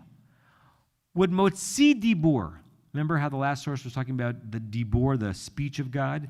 Would remove the speech of God, word for word, from out of the presence of the Holy One. Al kol dibor v'dibor, every word. So the opening lines of Ten Commandments are Anochi Adonai Elohechem, I'm Lord your God. So this midrash imagines an angel going like this, Anochi, Anochi. Angel takes the word Anochi and transports it. Where? We'll see in a second. God says another word, Adonai. The Malach takes the word Adonai and packages it up and transports it. There's a conveyor of God's word from God's mouth to where? We'll see. The angel would take every individual word of revelation and bring it personally, individually, UPS, Amazon Fresh, to every Israelite present. Could it get more intimate than that? I'm not just receiving revelation in general. I am being personally delivered every single one of the words of God. Would you like that? I'd like that, I think. The Omer and the Malach, the angel, would say to the Israelite, Mikabel ata alecha tadibor zeh? Do you like this word? This first word of revelation, Anochi. Anochi works for you? Will you take it? Will you accept this word? And as those words would be strung together into verses and verses into ideas, the angel would say, Kach v'chach dinin yeshbo. These are the laws that are contained in these words. Kach v'chach onshin yeshbo. These are the punishments in these verses. Are you aware of that? Do you accept that? Kach v'kach gzerot yeshbo. These are the decrees in these words. V'kach mitzvot, and here are the number of mitzvot in these words. V'kach kalim v'chamarim yeshbo, and here are the very light, easy to follow laws, and here are the chamurim sheyeshbo, the very stringent ones. Word for word. One word at a time. Kach v'kach matan sachar yeshbo. Here are all the rewards that are promised for you if you accept these words. V'haya omer lo Yisrael, and the Israelite, each Israelite, one at a time, 600,000 each, for each word of revelation, would say, Hain, yeah, I accept. Very intimate. V'chozer v'omer lo, and the angel would come back and say to each Israelite again, we would go around a second time, Mekabel at elahuto shel HaKadosh Baruch Hu, do you individually, not just you as a nation, do you individually accept the divinity of God? V'homer lo hein v'hein. And each Israelite, according to this midrash, say, yeah, I do. Meyad haya noshko al piv. Immediately, the angel, remember our verse, Yishakeni minishikot pihu, I'd like to be kissed by the kisses of his mouth. The angel would noshko al piv, would kiss the Israelite on the mouth. Hadahu dichtiv. And that's what we mean when we say in the 4th chapter of the book of Deuteronomy, verse 35, Ata horeta lada'at. You might know that verse from Simchat Torah. It's the opening one of the 19 verses that are said when the Torah comes out for Hakafot. Ata horeta ladat. Yeva ba ba ba ba ba ba ba. What does ata horeta ladat means? Ata, you. Horeta, it's in the passive. You were shown ladat, to know, to understand. And then the Midrash says, al yedei shaliach. So here what the Midrash has done, it's resolved several problems. What does it mean to say that we want kisses from his mouth? Are we really getting kisses from God's mouth? That's a little bit too anthropomorphic even for the rabbis. No, kisses from the angel's mouth, who is the personal delivery person of God's revelation, such that we can make sense of this verse, Atah horeit ladad, you were shown, it was made clear in your individually accepting every word of revelation, ladat, to know, and to know in biblical Hebrew means to know intimately. You were shown to have an intimate embrace of and accept of this word. You had union with these words. There was a kiss. A kiss is extremely intimate. A kiss on the lips is extremely intimate. V'Rabbanin Amrin, in the same Midrash, the rabbi said, so that whole section was from Rabbi Yochanan. The rabbi said something similar image, but I want to read through it because it goes in a slightly different direction. Hadibur atzmo haya mechazer al kol echad v'echad. Forget the angel. It's not that there was a delivery person, angel, taking the word from God's mouth and bring it to every individual Israelite. Remember how in the Piazetzner's text, people became words? Here, the word is becoming a living thing. The word itself, hadibor atzmo, would go around to every Israelite, like making a case, like the word anochi. Let your brain expand to accept this, dear listener of this class.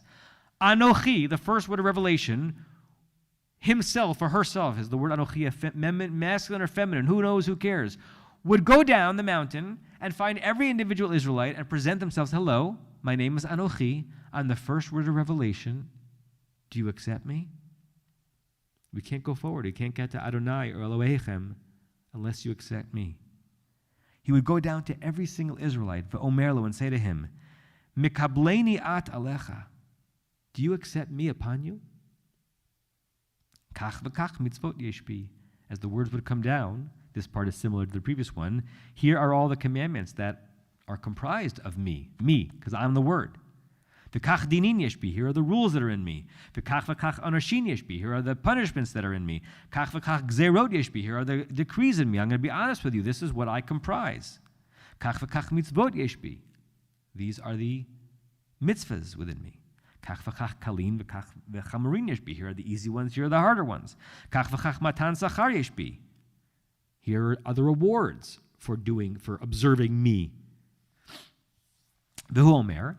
And the Israelite would say, Hein v'hein, sure, I accept you. I accept you, Anochi, and I accept you, Adonai, and I accept you, Elohechem, and I accept you, Shamor, preserve, and I accept you at Yom HaShabbat, the day of Shabbat. Every word would come down as a word, present itself as a word to each and every Israelite. Each and every Israelite would accept it. That's how revelation took place.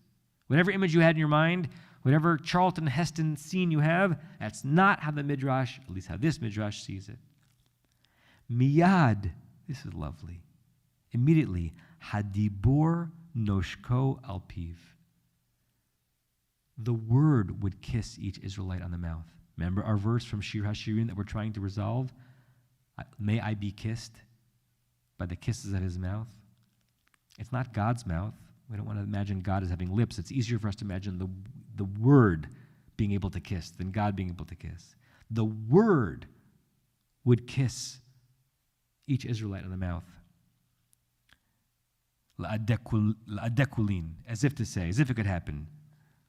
V'limdo Torah, and in that way taught him Torah. Oh my God. The Israelites learned Torah by kissing each word, by being kissed by each word. And as the word was kissing them, it entered them, and Torah entered them. This is very erotic, very Shir HaShirimi, very union, very fusion.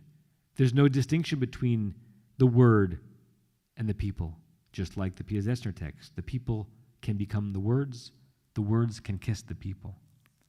Hadahu dichtiv, this is what it means to say in another verse from the 4th chapter of Devarim, verse 9, Pein tishkach et hadvarim asher ra'u an einecha, lest you forget these words, hadvarim, these words, asher ra'u an einecha, that your eyes saw. How can eyes see words? Same problem as how can eyes see sounds? Dvarim shera'u einecha. The actual words that your eyes saw. When did your eyes see words? When words came down from Sinai and presented themselves in a petition, said, do you accept me or not? How else could we possibly imagine that a word was speaking to you? So in this Shir HaShirim Rabbah text, it's all intimacy, all closeness, very little distance, right? It's only one side of the dialectic, with the rabbis rhapsodizing, fantasizing that there was a consummation of a marriage at Sinai. Sinai is understood, Shavuot night is understood to be the consummation of the marriage, where the betrothal took place at the Sea of Reeds. We were engaged to God then. We consummated it tonight in physical union.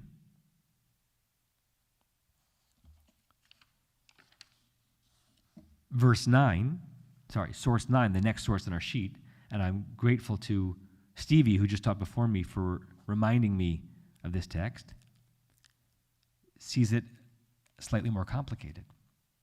From the Babylonian Talmud, page 88b. Ve'amar Rabbi Yeshua ben Levi, another sage for the land of Israel, said, Kol dibur v'dibur sheyatza mipi HaKadosh Baruch Hu, every individual word that came out of the mouth of the Holy One. So again, we're talking about the actual moments of the pronouncements of revelation.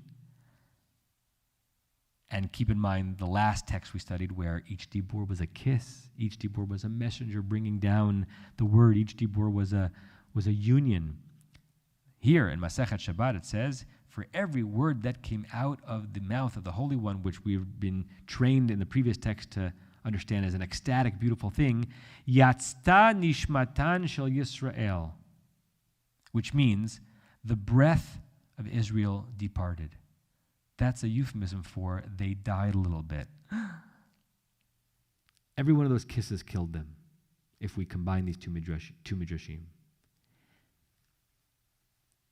You ever hugged too hard? Did you ever feel hugged or kissed too hard?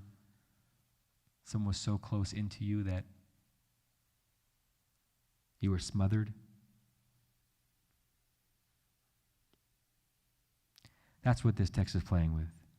Every word of beautiful revelation that God spoke at Torah at Sinai took a little bit of life away from the Israelites. A punch here, a punch there. I'm trying to kiss you. Where are you going? I'm trying to hug you. Why is there less of you? I'm trying to have a union with you, but you're disappearing. Shenemar, I have to sneeze.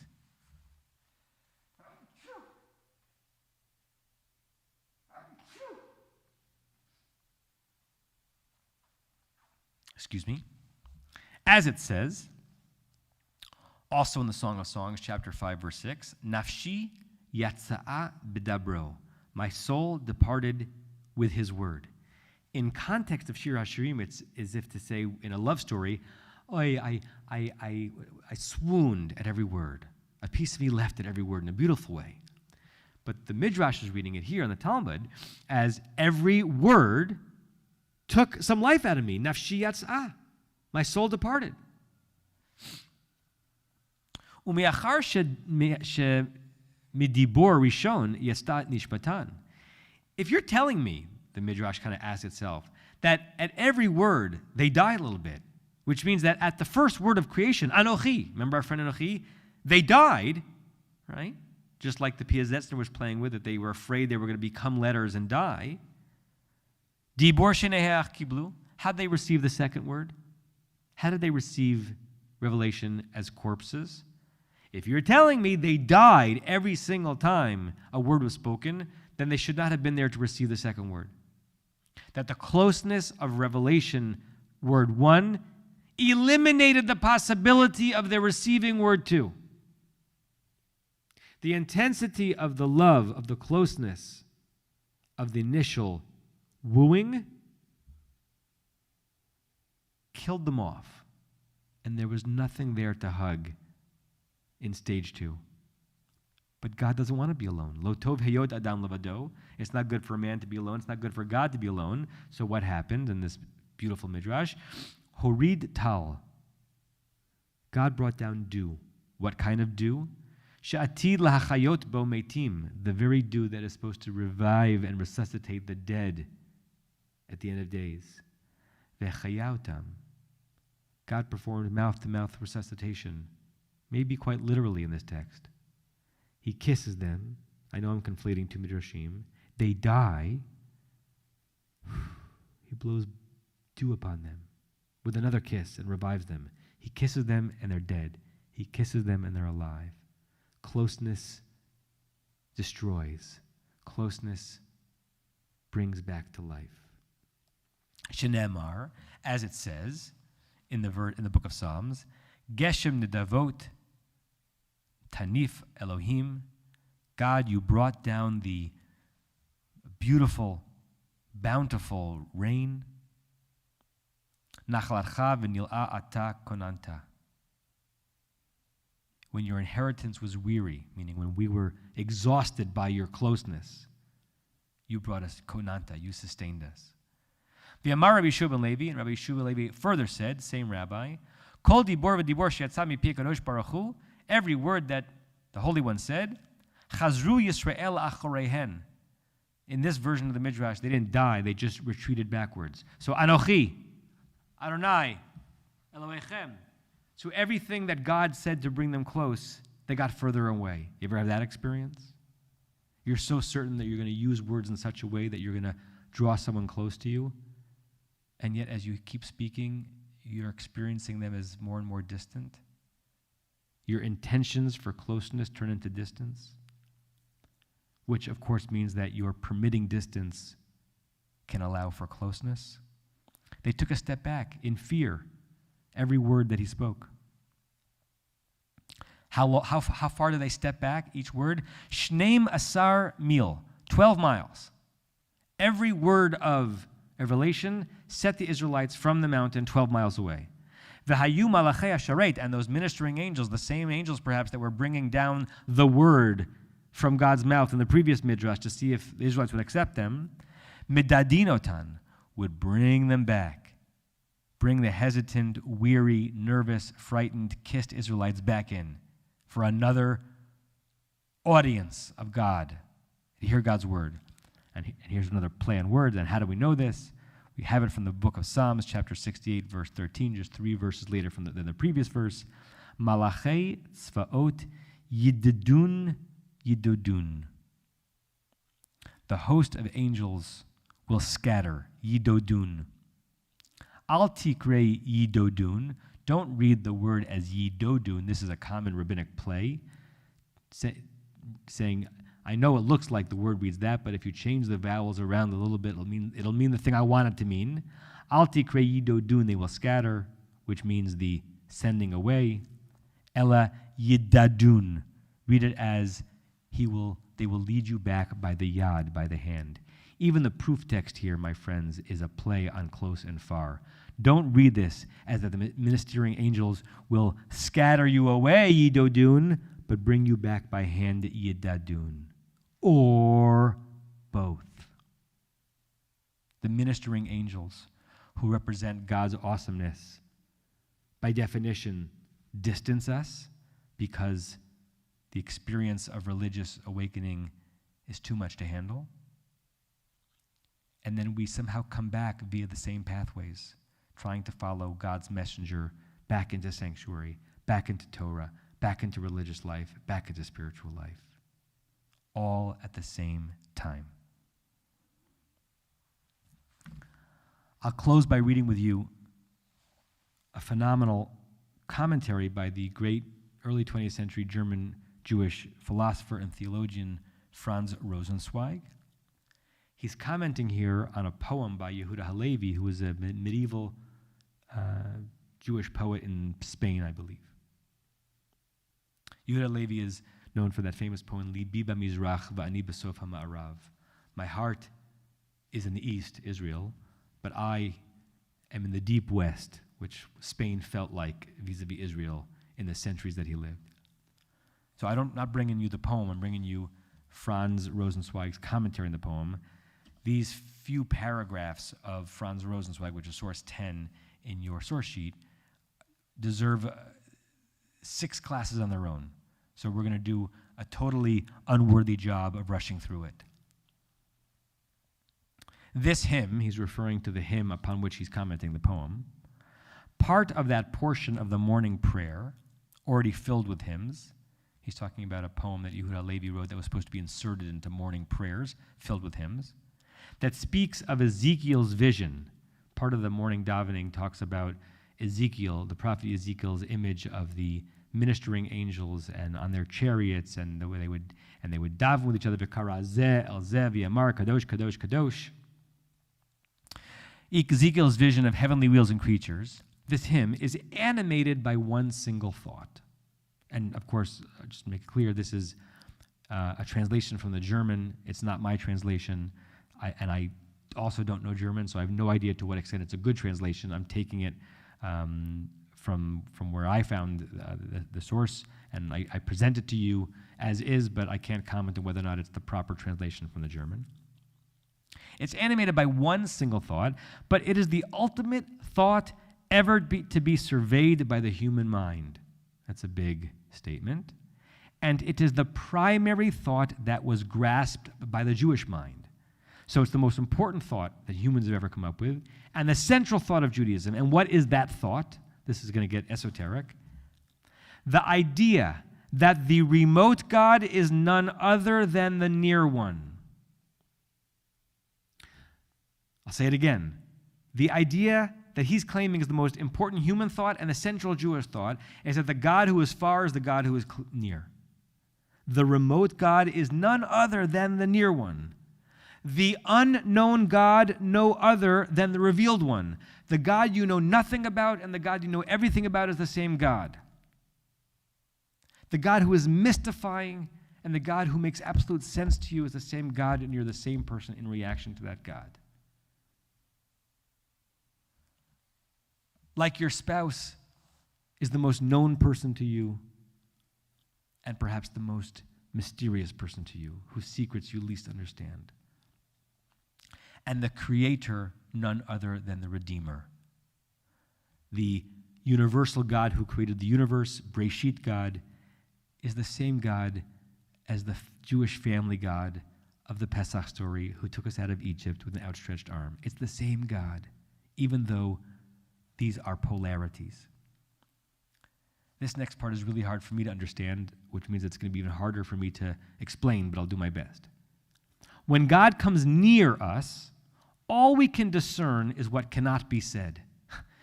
The closer God comes to us, all we can make sense of is everything except that moment. Nevertheless, we can't help trying to say it, but we feel something, we want to articulate it.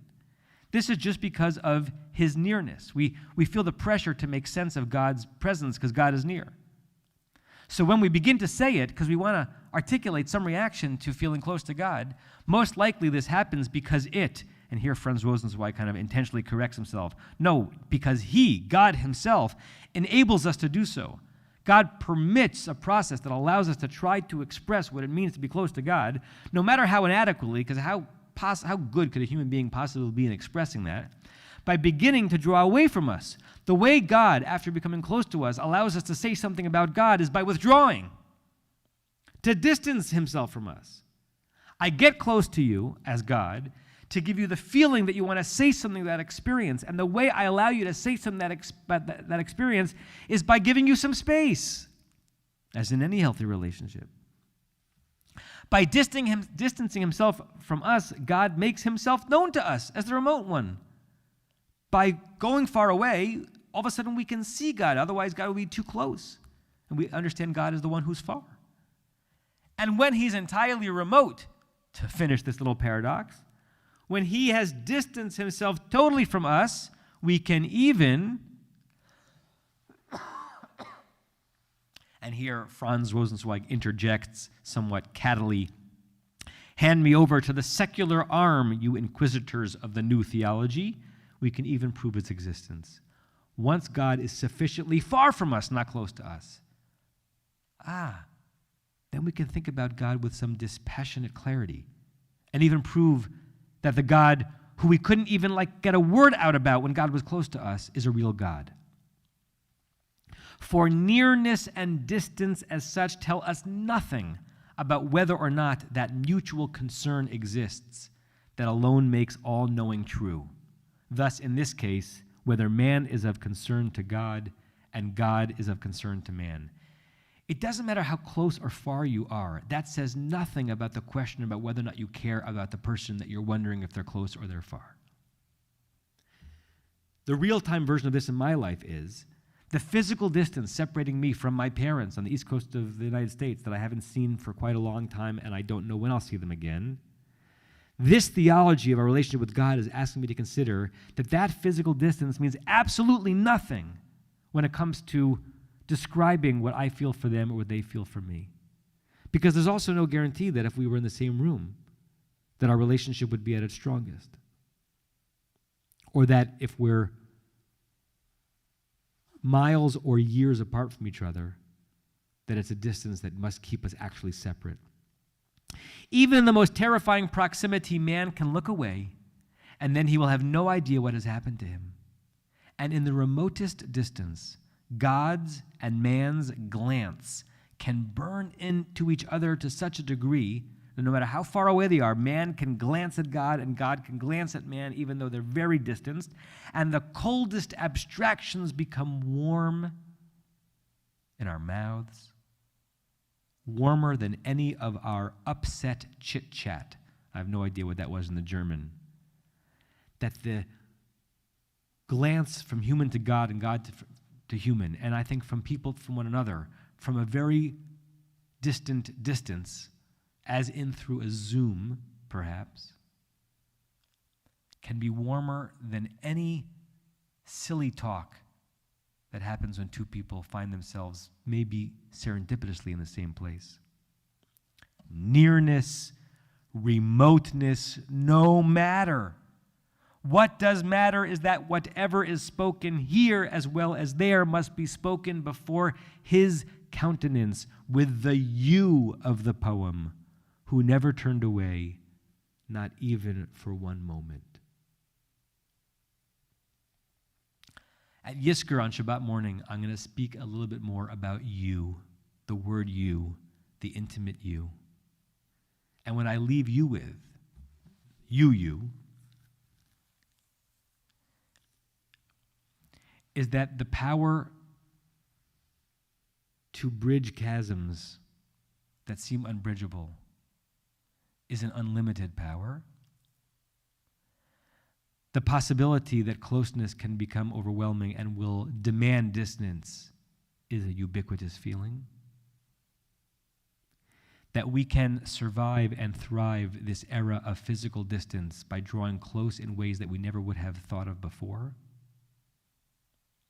That when God is most distant to you, that might be the very moment where the invitation to relationship is most ripe.